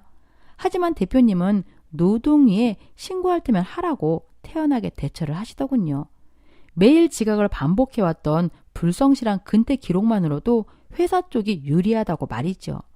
저희는 밤새 회사 대표실에 앉아서 시누이를 앞으로 어떻게 대처할지 논의했습니다. 대표님이 참 믿음직스럽더군요. 저는 그 과정에서 대표님과 더 관계가 깊어졌습니다. 왜냐하면 이혼 과정을 말하다 보니 서로의 상처들을 엿보게 됐으니까요. 대표님, 이혼했다는 사실이 제 입이 아니라 다른 사람의 입을 통해서 알게 해드려서 죄송해요. 저는 그런 얘기를 굳이 꺼내지 않았던 건데 다른 분들이 보기엔 일부러 숨기는 것처럼 보였을 것 같아요. 아니에요. 저도 그 마음 충분히 이해해요. 저도 돌싱이니까. 회사 사람들한테 제 개인사를 어디까지 얘기를 해야 할지 저도 난감하더라고요. 사실은 저도 대표님이 돌싱이라는 사실을 모르고 있었습니다. 아이를 회사에 데려오셨기 때문에 그런 부분이 늘 조심스러웠죠. 회사 사람들 중 가까운 사람들도 그 부분은 잘 모르는 것 같더군요. 대표라는 자리가 가벼운 자리가 아니다 보니 이혼할 때도 고민이 많았다더군요. 웬만하면 이혼하지 않고 가정생활을 유지하려고 노력했을 만큼 회사를 사랑하셨으니까요. 저는 그런 대표님의 책임감을 옆에서 5년 넘게 봐왔던 터라 그 마음을 잘 알 것 같았습니다. 하지만 그럼에도 불구하고 이혼을 선택할 수밖에 없었던 이유가 있었겠지요. 이후 저희는 1년여간 비밀 연애를 하게 됐습니다. 신우이의 뒷담화 사건이 오히려 저의 연애를 도와준 셈이었죠. 그 결정적인 계기를 통해서 서로의 아픔을 보듬어주게 되었고 그러다 보니 서로에 대한 호감은 더 커져만 갔던 것입니다. 그래도 사내 연애는 만만치 않았습니다. 몰래 데이트하는 게 생각보다 어렵더군요. 특히 대표님은 저보다 더 신경을 많이 쓰셔야 하는 위치셨기 때문에 저희는 차에서 몰래 데이트를 해 나갈 수밖에 없었습니다. 어느 날인가 대표님이 딸이 초등학교에 입학한다면서 선물을 사러 가자고 하시더군요. 그래서 백화점에서 만나기로 약속을 잡았습니다. 오랜만에 데이트다운 데이트를 하겠구나 싶어서 좀 설레더군요. 백화점에서 본다고 하니까 정장까지 챙겨 입고 나갔습니다. 왜 그런 데 가면 예쁘게 보이고 싶으니까요. 그런데 저는 그 백화점 입구 안으로 들어갔다가 발길을 멈추었습니다. 뒷모습이 어딘지 모르게 낯이 익더군요. 바로 전 남편이었습니다. 하필 그런 날 전 남편과 마주치다니. 이런 악연은 정말 끝이 없는 걸까 싶더군요. 하물며 전 남편은 어떤 여자와 팔짱을 보란듯이 끼고 있었습니다. 회사에서 신우이가 오빠가 재혼을 한다고 했던 말이 떠오르더군요. 남편은 저희 친정사정을 뻔히 알고 결혼했음에도 돈이 없다고 무시했던 일들이 주마등처럼 지나갔습니다. 동물병원 개원을 하고 싶었던 전 남편은 결국 재벌집 딸내미와 만난 거겠죠. 저는 그 뒷모습을 보자마자 바로 방향을 바꾸어서 다른 곳으로 걸어가고 싶었습니다. 그런데 그때 전 남편이 제게 시비를 걸어오더군요. 아마도 신우이가 회사에서 잘리는 과정을 다 알고 있었던 것 같습니다. 어이, 오랜만. 근데 백화점 같은데 올 형편은 안 될 것 같은데? 팀장 달았다고 그렇게 돈 막 쓰고 다니면 쓰나? 아, 남이사. 무슨 상관이세요? 아직도 처가댁은 궁상 맞나? 아유, 그것도 짝퉁? 백화점 온다고 챙겨 입은 모양인데 민망해라. 내가 정말 상종을 말아야지. 저는 정말 그의 태도에 크게 실망을 했습니다. 그래도 한때는 자신의 부인이었는데 그렇게 깎아내리고 싶을까요? 정말 그때 수술실에 누워있을 때에도 찾아오지 않았던 지난날의 일들이 다시 악몽처럼 떠오르더군요. 여기서 더 싸우고 싶지도 않았습니다. 그때였어요. 누가 누구한테 짝퉁이래? 자기야, 저 사람 누구야? 누구길래 저렇게 무리한 거야? 대표님이 백화점에 들어오셔서 저를 봤는지 제게 갑자기 자기야라고 부르시더군요. 눈치 백단이신 대표님은 제가 지금 전 남편과 실랑이를 하고 있다는 것도 한눈에 파악하신 것 같았어요. 그래서 저도 대표님의 말에 장단을 맞춰드렸죠. 아, 자기야. 저 사람들은 짝퉁밖에 안 입어서 짝퉁밖에 모르는 사람들이야. 심지어 진품도 저 사람이 입으면 짝퉁 같아진다니까. 그러니까 우리 신경 쓰지 마요. 아, 어떤 건지 알겠어, 저기. 그냥 저기 가서 결혼 반지 맞춰요. 제가 다 예약해뒀어요. 저는 대표가 손으로 가리키는 곳을 바라봤어요. 그곳은 고가의 결혼 예물을 판매하는 곳으로 유명했지요. 저는 결혼 반지라는 그 말에 괜히 짜릿했어요. 왜 심쿵한다고 하잖아요. 전 남편이 재혼할 여자도 저희를 뚫어지게 쳐다보더군요. 아니, 분명 부러운 눈빛이었어요. 왜냐면 그 여자도 고가의 예물을 파는 매장으로 들어가고 싶어 했으니까요. 근데 한사코 전 남편이 말리고 있었던 상황이었거든요. 그런데 저는 매장으로 가다가 다시 발길을 뒤로 돌렸습니다. 전 남편의 부인이 될 여자가 괜히 안쓰러웠지요. 해주고 싶은 말이 많았지만 정말 한 가지는 꼭 말을 해줘야 할 것 같았습니다. 실례합니다만 근데 제가 전초로서 한마디 해드릴 게 있어요. 제가 양심상 말씀을 드려야 할 것 같아서요. 저 남자 아이 갖기 힘든 거 알고 계시죠? 정자 검사했었는데 멀쩡한 정자들이 거의 없었거든요. 그래서 1년 동안 아무리 노력해도 임신이 안 되더라고요. 그래도 의리가 있어서 시댁에 그 얘기는 하지 않았는데 결혼하시기 전에 알 건 아셔야 할 것 같아서 말씀드려요. 그럼 이만. 제 말에 전 남편의 얼굴은 빨갛게 상기되어 갔습니다. 저는 그 말까지 하고 나니 속이 다 시원하더군요. 마음 같아서야 시댁이 얼마나 개차반인지 다 알려드리고 싶었는데 그 말까지는 안 했습니다. 그건 제 입을 더럽게 하기 때문이죠. 그런데 그 여자분이 갑자기 막 울더군요. 왜 거짓말을 했냐면서 화를 내면서 백화점 밖으로 뛰어나가기까지 했습니다. 저는 당황스러웠지만 전 남편이 그 여자에게 얼마나 많은 거짓말을 해왔을지 빤해서 정말 가슴이 뻥 뚫리는 것 같았습니다. 그렇게 저희는 주얼리 매장 안으로 들어갔죠. 그 안은 밖에서 보는 것과는 차원이 다르더군요. 럭셔리하고 엘레강스한 그런 말들을 나눠야 할 것 같았습니다. 대표님, 이제 가방 사러 나가요. 그 사람들 나갔잖아요? 아니에요. 사실은 가방은 핑계였어요. 오늘 여기 오려고 했던 거예요. 잠시만요. 네? 그게 무슨 말씀이세요? 저는 대표님의 말에 어리둥절한 표정으로 가만히 서 있었습니다. 딸의 가방 사러 가자고 한 게 오히려 핑계였다니. 그리고 그때 하얀 장갑을 끼고 있는 매장 직원이 정중하게 인사하면서 제게 박스를 내밀었습니다. 그리고 그 박스를 열어서 제게 그 안에 있는 목걸이와 반지를 보여주었죠. 이게 다 뭐예요? 저랑 결혼해줘요, 여진씨. 이거 다 미리 내가 맞춰놓은 거예요. 손 이리 내봐요. 대표님은 늠름하게 한쪽 무릎까지 꿇고 제게 반지를 끼워주며 프로포즈를 했습니다. 제게 말을 하면서 울먹이시더군요. 옆에 있는 직원들도 뭉클한 표정으로 저희를 쳐다봤습니다. 저 또한 행복의 눈물을 흘렸습니다. 영화의 주인공이 된 것 같았지요. 저는 반지를 끼고 그 손으로 대표님을 와라 껴안았습니다. 네, 그날 저희는 서로의 아픔을 감싸주면서 평생 함께하는 사람이 되자고 맹세했습니다. 첫 번째 결혼은 너무 얼떨결에 이뤄졌었고 모든 게 악몽밖에 남지 않았었지요. 그래서 재혼에 대해서는 더 신중해지고 싶었었습니다. 그런데 그런 고민들이 무색할 정도로 대표님은 모든 면에서 저보다 나은 사람이었죠. 결혼을 약속하면서 저희는 서로를 안고 엉엉 울었답니다. 하물며 앞으로는 아이를 낳지 못할 거라고 생각하면서 좌절했었는데 그런 걱정도 이제는 다 필요 없게 되었죠. 이후에 전 남편 소식이 들려오더군요. 그때 저와 백화점에서 만난 그 여자분은 전 남편에게 사기 결혼을 당했다고 이혼소송을 걸었다고 하더군요. 동물병원까지 그 여자 돈으로 개원했으니 전 남편은 빚더미에 앉게 될 처지가 되었다고 하고요. 이런 거 보면 정말 마음씨를 곱게 써야 한다는 생각이 든답니다. 지금까지 저의 파란만장했던 결혼사였습니다. 안녕하세요. 저는 동작동에 사는 30대 후반의 여성입니다.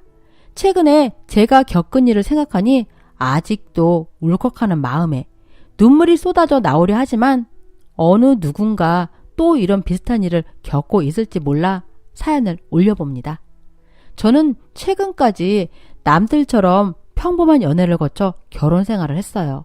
대학 때부터 친하게 지내는 친구들이 있는데 그 친구들 중 한 명이 다니는 동호회에 같이 참석하던 사람을 소개시켜 주었는데 1년의 연애 끝에 결혼을 했답니다.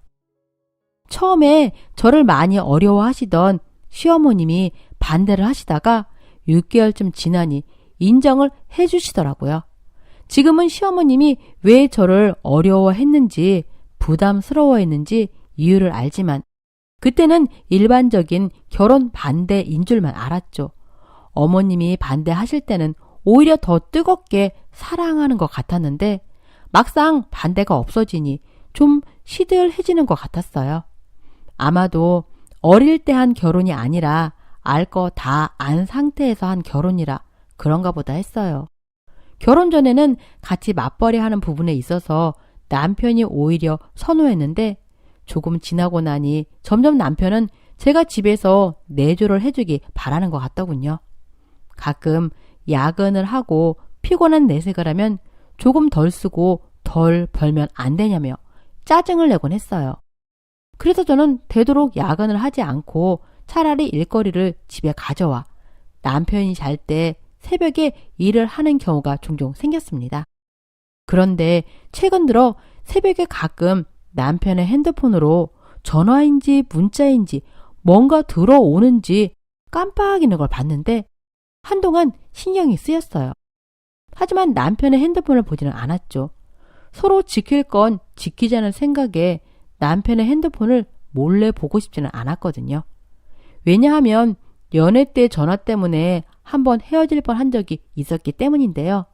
전날 제가 야근이 있어 못 만난 적이 있는데 미안해서 다음날 점심때 전화를 했는데 아마 사무실 전화로 통화를 하고 있었던 모양이에요. 사무실 전화를 받으며 제가 건 핸드폰도 얼떨결에 받게 된 거죠. 그런데 문제는 양손에 들고 전화를 받은 거예요. 그 사무실 전화기에 대고 어제 잘 들어갔어? 내가 나중에 전화할게. 라며 급하게 끊는 그 대화가 저에게 딱 걸린 거죠. 남자한테 잘 들어갔냐고 묻는 게 아니라 여자에게 말하는 투였기에 남편에게 물었더니 옛날 여자친구라고 정직하게 대답하더라고요. 남편에게 오래 사귄 여자친구가 있었다고 들었었는데 갑자기 그 전 여자친구에게 연락이 와 만났는데 다시 사귀자고 했대요. 그래서 뭐라고 답했냐고 했더니 저보고 오히려 어떻게 했으면 좋겠냐고 묻는 거예요. 저는 어이가 없었죠. 저와 사귀고 있는데 당연히 묻기도 전에 거절하는 게 맞는 거 아닌가요? 아니, 그 자리에 나가면 안 되는 거였죠. 저는 오기가 생겨 마음대로 하라고 했어요. 그리고 일주일간 연락을 안 받았죠. 그랬더니 일주일 후에 자신이 잘못했다며 집 앞으로 사과하러 왔는데 술을 얼마나 마셨는지 대낮인데도 술 냄새가 나더라고요. 그냥 그렇게 한 번의 싸움으로 넘어가 줬지만 그 당시 한동안 의심하면서 저 자신을 얼마나 괴롭혔는지 모르겠어요. 그렇게 헤어질 뻔한 사건으로 서로가 불신한다는 것이 얼마나 피말리는 일인지 느껴본 저는 다시는 의심을 하고 싶지 않았어요. 새벽에 울리는 핸드폰이 또 다른 의심의 불씨를 제공했지만 저는 그냥 봐주기로 했습니다. 그러던 어느 날 남편은 할 이야기가 있다며 맥주를 사가지고 왔더라고요. 간만에 오붓하게 술자리를 가졌는데 저에게 새벽마다 자신한테 전화나 문자가 온 걸 아느냐고 하더군요. 저는 사실대로 몇 번 핸드폰 불빛을 본 것 같다고 말했어요. 그랬더니 남편이 그 이유에 대해서 말하기 시작했어요. 사실 나한테 배다른 여동생이 있어. 어릴 때 입양 보내서 외국에 있는데 나와는 어쩌다가 연락이 돼서 간간히 연락을 하고 지냈거든. 이번에 한국으로 잠깐 들어온대. 그런데 문제는 그 여동생을 엄마가 굉장히 싫어하셔. 어머니 입장에서 사실 밖에서 얻은 자식이니까 그때 못 키워준다 해서 입양 기간에 보낸 거거든. 어머, 어머님도 속 많이 상하셨겠다. 그래서 말인데 이번에 한국에 잠깐 들어오면 우리 집에서 지내라고 해야 할 것 같은데 괜찮겠어? 엄마한테는 절대 비밀이어야 하거든. 어쩔 수 없지 뭐. 그런데 참 안 됐다. 어머니나 시누이나. 저는 오지랖 넓게도 그 둘을 불쌍하다며 측은하게 생각했어요. 집에 와 있어도 된다고 흔쾌히 말하자 남편은 무척 기뻐하더라고요. 의심을 하지 말자고 생각했더니 남편이 이렇게 스스로 말해 주었다는 사실에 대해서 저는 안도하면서 그깟 며칠쯤 시누이에게 잘해 주리라 다짐을 했습니다. 며칠 후 그 다짐을 했던 저는 뼈저리게 후회를 하게 됐지만요. 회사에 반차를 내면서 그 번잡한 공항까지 자신의 차로 마중을 나간 남편은 시누이를 데리고 왔습니다. 처음 집으로 들어온 시누이는 제 예상과는 다르게 옷차림도 단정과는 거리가 멀었고 외국에서 자라서 그런지 예의가 좀 없어 보였어요. 하이, 반가워요 언니. 오빠가 잘해줘요? 아우, 근데 집이 좀 좁다. 둘이 번다면서 큰 집으로 이사할 생각은 없어요? 첫 인사부터 예의가 없는 듯해 떨떠름한 표정을 짓고 있자 남편이 눈치를 주며 다독이더라고요. 야, 너는 언니 처음 만났으면서 그런 말을 하고 그래? 우리나라에서는 그런 식으로 말하면 안 돼. 남편이 수시로 주의를 주는 모습에 저는 함께 사는 며칠이 쉽지는 않겠다는 생각을 했죠. 시누이는 마치 제가 본인에게 잘 보여야 하는 것처럼 시누이 역할을 톡톡히 하려는 것 같았어요. 언니, 내가 며칠 있을 건데 우리 잘 지내봐요. 말을 할 때마다 저의 예상을 뛰어넘는 표현에 늘 할 말을 잃게 만들더라고요. 어릴 때 입양되어서 주눅 들고 수줍음이 많을 것 같다는 제 예상을 완전히 빗나가는 사람이었죠. 처음에는 한국에 온 지 얼마 되지 않아 모든 게 익숙하지 않다며 이것저것 저에게 부탁을 하더라고요. 언니, 내 옷이 좀 비싼 것들이 많아서 드라이 클리닝 해야 하는데 내가 여기 사는 게 아니라 주변 위치도 잘 모르고 그래서 그런데 언니가 좀 해다 주면 안 될까요? 내가 좀 바빠서. 알고 보니 바쁜 이유가 네일샵에 예약을 해놓은 거더라고요. 주변 잘 알지도 못한다면서 어떻게 네일샵은 알았는지 어이없는 변명이었지만 철없는 시누이려니 싶어서 그냥 참았습니다. 그런데 그 며칠 뒤 더욱 열받는 일을 저질렀죠. 비가 엄청 오는 날이었어요. 어딘가 나갔다가 오는지 우산을 쓰고도 흠뻑 젖어 들어오더니 저를 보며 씩 웃더라고요. 저는 그 웃음이 기분이 안 좋아 얼른 들어가려고 하는데 무심코 현관에 벗어놓은 신발을 보게 되었죠. 저는 하마터면은 비명을 지를 뻔했네요. 아가씨, 이거 제 신발 아니에요? 아, 그게 언니 비가 오는데 제 신발은 좀 불편하기도 하고 그래서 언니 거 좀 빌려 신었어요. 괜찮죠? 아니 아가씨, 비 오는 날 양가죽을 신으면 안 되죠. 저기 운동화도 있는데.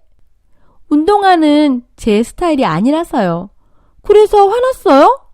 에이, 좀 봐줘요. 나 조금 있으면 들어가잖아. 뭘 대단한 신발이라고. 저는 화가 머리 끝까지 났어요. 그 신발은 남편이 생일 선물로 사준 양가죽 단화였는데 저도 엄청 아끼며 신고 있던 거였거든요. 무슨 짓이냐며 진짜 소리를 버럭 지르고 싶었는데 남편이 들어왔어요. 그러자 신우가 남편 옆에 딱 달라붙더니 불쌍한 목소리로 말하는 거예요. 오빠, 비가 많이 와서 내가 언니 신발 빌려 신고 나갔는데 언니가 화났나 봐. 어쩌지? 미안해서. 아까와는 다른 뉘앙스로 말하는 저 입을 꼬매 버릴 수도 없고 윗사람으로 그깟 신발 가지고 유치하다고 할까봐 저는 이를 꽉 깨물고 말했어요. 아가씨, 괜찮아요. 단화 밑면이 매끄러워서 비 오는 날 신으면은 아가씨 미끄러질까봐 그랬죠. 신경 쓰지 마요. 속에서는 천불이 났지만 이번에도 그냥 넘어가기로 했습니다. 그날 비를 맞고 감기에 걸렸는지 기침을 해대더니 저에게 와서는 죽을 끓여줄 수 없냐고 하더라고요. 저는 마침 동창회가 있어서 나가려던 참이었거든요. 근데 죽집에서 시켜주려고 전화기를 들었더니 사는 거는 싫다는 거예요. 언니, 하나뿐인 시누이가 아프다는데 꼭 나가야겠어요? 나가면 또 언제 올지 모르는데 사람 참 매정하네요. 우리 양엄마도 나 아프다고 하면 양파 스프라도 끓여주곤 했는데 고국에 피부치 보러 왔는데 아픈 사람 두고 나가는 건 좀 아니지 않나? 아가씨, 오늘은 저도 몇 달 만에 가는 모임이라 꼭 가봐야 해요. 미안해요. 오늘만 그냥 시켜주는 죽 먹으면 내일은 내가 단호박 사다가 단호박죽 만들어 줄게요. 네? 미안해요. 저는 서둘러 준비를 하고 나왔습니다. 모처럼 모임에서 즐겁게 저녁을 먹고 있는데 남편한테 전화가 왔더라고요. 여보세요? 당신 거기 어디야? 나 오늘 동창회 모임 있다고 전에 말했었잖아. 동창회? 아니, 아픈 사람 두고 기껏 동창회 갔단 말이야? 에이, 열이 펄펄 끓는데 어떻게 사람이 그러냐? 먹을 거라도 좀 챙겨주고 나가든가. 좀 서운하네. 간만에 모국 오네. 잘 좀 챙겨주라니까. 알았어? 끊어. 제 말은 듣지도 않고 자기 할 말만 하고 툭 끊는 남편에게 갑자기 화가 버럭 났어요. 그리고 기껏 죽도 사다 주고 왔는데 먹을 것도 없다니 말도 안 되는 소리를 하길래 저는 기분도 상해서 그냥 그 자리에서 나와버렸죠. 집에 와서 보니 남편이 죽을 쏘아주었는지 주방은 엉망이고 시누이의 머리에 남편이 수건을 올려주고 있었어요. 그 모습을 보는데 차마 뭐라고 할 수도 없어서 그냥 방으로 갔습니다. 주방을 치우려고 나왔는데 다용도실 쓰레기통에 아까 제가 시켜준 죽이 통째로 버려져 있는 거예요. 그래놓고는 무슨 밥도 안 챙겨줬다고 열이 받아 죽가방을 통째로 들고 가 따졌죠. 아가씨, 아까 제가 죽 드시라고 죽 사놓았잖아요. 그거 왜 그냥 버리셨어요? 아, 그거는 제가 힘이 없어서 그릇을 놓치는 바람에 싱크대에서 떨어뜨렸거든요. 그래서 그냥 버렸어요. 떨어진 걸 어떻게 먹어요? 그래서 아니, 통째로 없진 않았을 거 아니에요. 떨어진 것만 두고서 나머지는 먹을 수 있었을 텐데. 그러자 남편이 나서서 말렸어요. 아, 됐어. 사온 죽이 뭐 그리 대단하다고. 그냥 내가 만들어줬으니까 그거 먹이면 돼. 괜히 아픈 사람 트집 잡지 말고 가서 자. 내가 간호해 줄 테니까. 저는 억울했지만 아픈 사람을 두고 간 제 잘못도 있으니 그냥 나와버렸어요. 그 이후로도 그나마 남편이 있을 때는 말을 하면은 대답도 곧바로 하고 뭔가 잘못되었다고 하면 바로 고치려고 했는데 저와 있을 때는 내가 언제 그랬냐는 듯 두 얼굴이 되더라고요. 차마 남편에게 시누이가 두 얼굴을 가지고 있다고 말할 수 없어서 며칠 일하고 하니 그동안 꾹 참고 시누이를 봐주기로 했어요. 며칠이 몇 달 같은 기분이 들었죠. 그러던 어느 날 일이 벌어졌습니다. 시어머님이 서울에 볼 일이 있다며 오셨다는 거예요. 저는 당장 남편에게 전화를 걸어서 이 사실을 알리려고 했는데 남편이 회의 중이라 전화를 받을 수 없다며 옆 동료가 대신 받았더라고요. 할 수 없이 제가 조퇴를 하고 집으로 갈 수밖에 없었죠. 택시를 잡아 타고 빨리 간다고 갔는데 저 멀리 아파트 입구에 벌써 계단을 오르고 계시는 모습이 보였습니다. 저는 100m 달리기 선수처럼 달렸지만 어머님이 한 발 빠르셨네요. 벌써 현관문으로 들어서고 계셨어요. 제가 숨을 헐떡이며 들어갔는데 다행히 시누이가 없었습니다. 안도의 한숨을 몰아쉬는데 어머님이 물으셨어요. 아니, 이 시간에 네가 웬일이니? 회사에 있을 시간 아니야? 조용히 밑반찬만 해주고 가려고 했는데. 아, 그게 모처럼 어머님 오셨는데 맛있는 밥이라도 사드리고 싶어서요. 어머님, 우리 같이 나가서 먹어요. 네? 저는 평소에 없는 애교를 떨어가며 어머님을 집 밖으로 모시고 나갔습니다. 식사를 하면서 저는 화장실에 가는 척하고 나와서 남편에게 전화를 해 시어머님이 오셨다고 말했어요. 그랬더니 둘이 만났냐며 몹시 당황해했죠. 서로 좋지 않는 관계라지만 뭐 이렇게까지 당황하나 싶을 정도로 흥분하는 남편의 반응을 보면서 좀 오버 아닌가라는 생각을 했지만 둘이 만나는 걸 정말 싫어하나 보다라고만 생각을 했습니다. 남편은 절대 둘이 만나게 하면 안 된다며 신신당부를 하고 저에게 시어머니를 그냥 돌아가시게 해달라고 하더군요. 저는 알았다고 하고 식사를 마친 후 어머님께 밑반찬 아직 많이 있으니 그냥 가셔도 된다고 말씀드렸어요. 그랬더니 그럼 알겠다고 하시면서 다음에 다시 들르겠다고 하시곤 가셨습니다. 집으로 돌아가는 길에 무슨 007 작전도 아니고 내가 회사 조퇴까지 해가면서 이게 무슨 짓인가 하는 생각이 들더라고요. 하지만 이 집의 가정사가 복잡하다니 이번만 이렇게 넘어가자 싶었죠. 집에 도착하니 시누이가 배꼽을 내놓는 스포츠형 브라에 쇼 팬츠만 입은 채 남편의 다리를 베고 소파에 누워 얼굴팩을 하고 있었어요.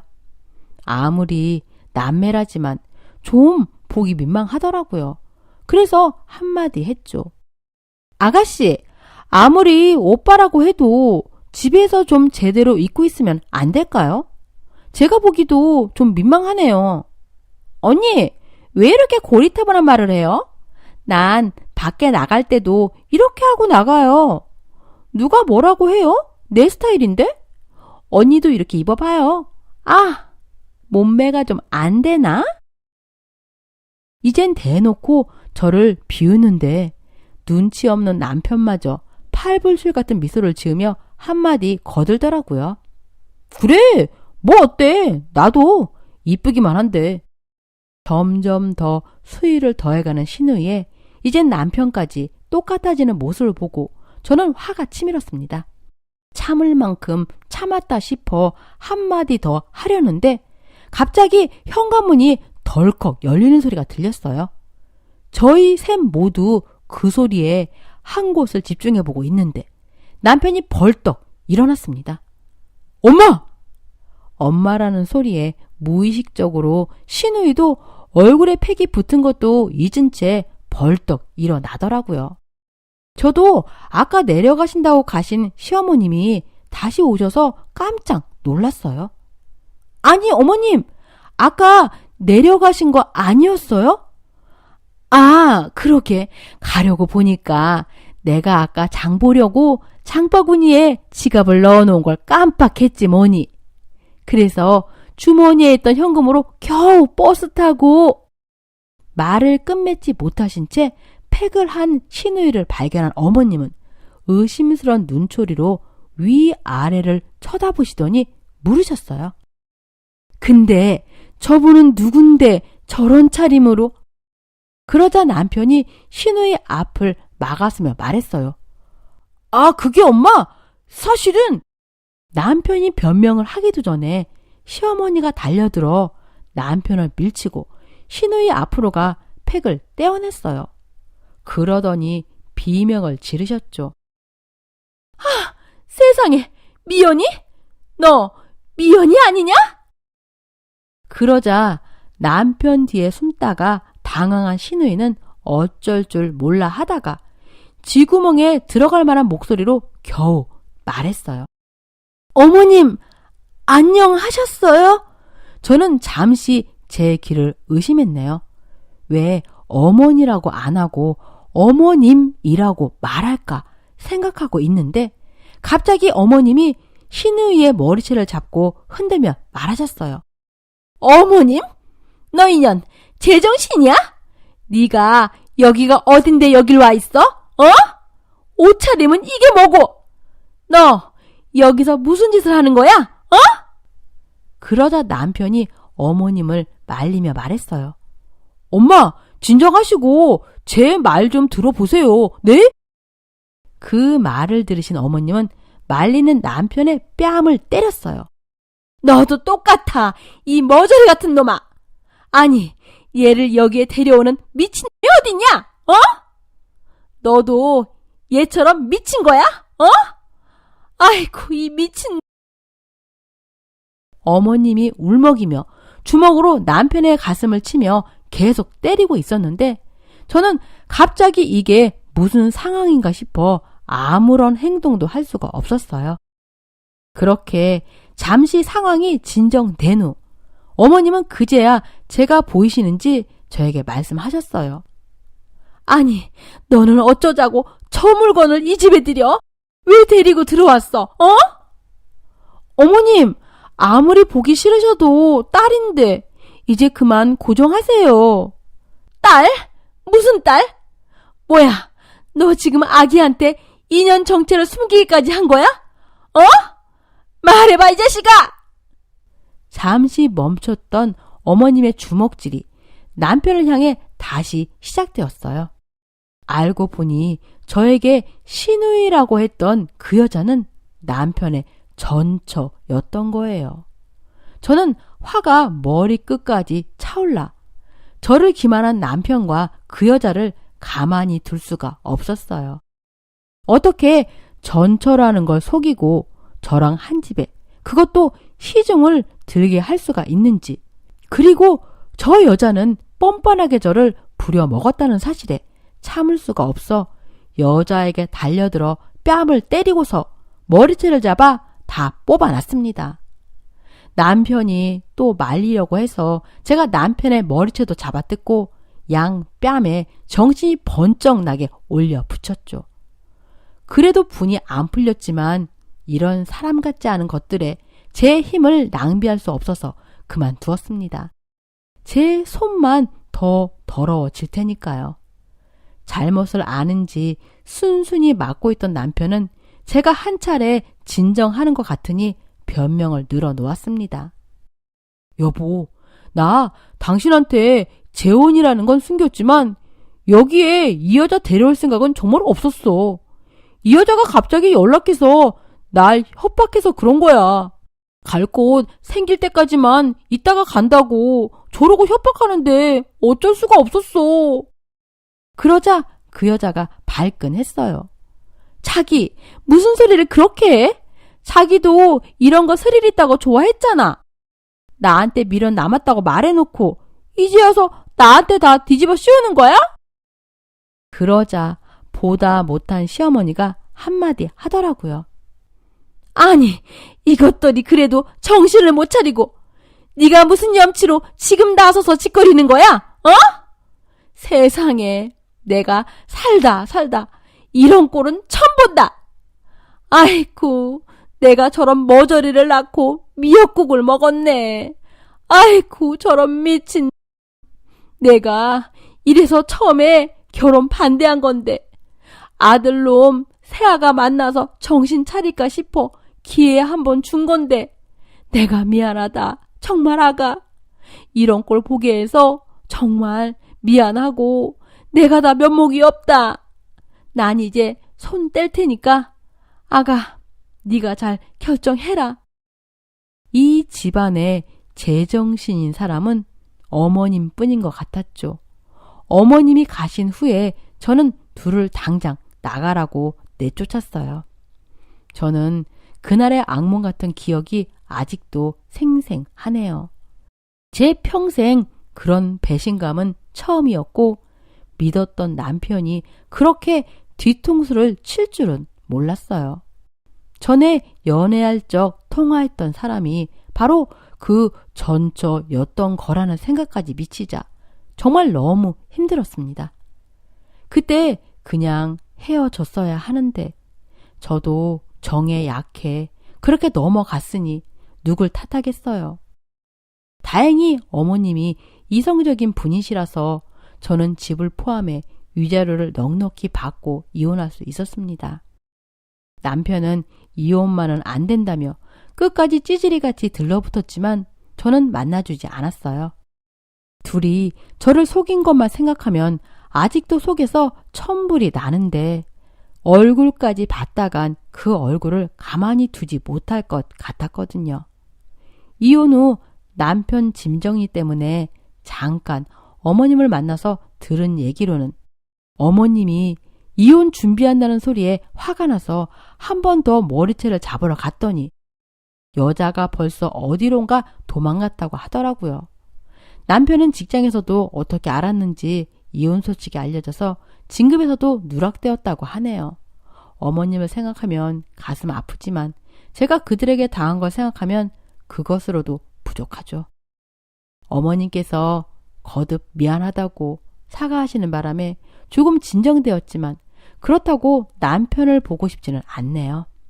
건강하시라고 하고 마지막 만남을 마쳤습니다. 저도 빨리 그 악몽을 잊고 새 출발하기로 했습니다. 다행히 지금 새로 좋은 감정을 가지고 만나는 사람이 생겨서 조금씩 알아가는 중입니다. 전처럼 감정에만 치중해서 결정하지 않고 신중하려고요.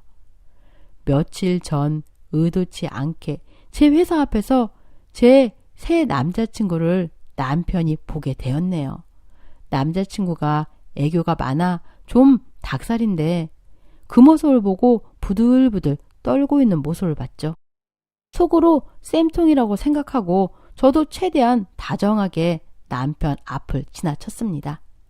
아직 남편은 저에게 찌질하게 매달리고 있지만 저는 새 남자친구와의 미래를 그리고 있답니다. 제 사연은 여기까지였습니다. 여러분도 제 새 미래를 응원해 주셨으면 좋겠네요. 모두 행복하세요.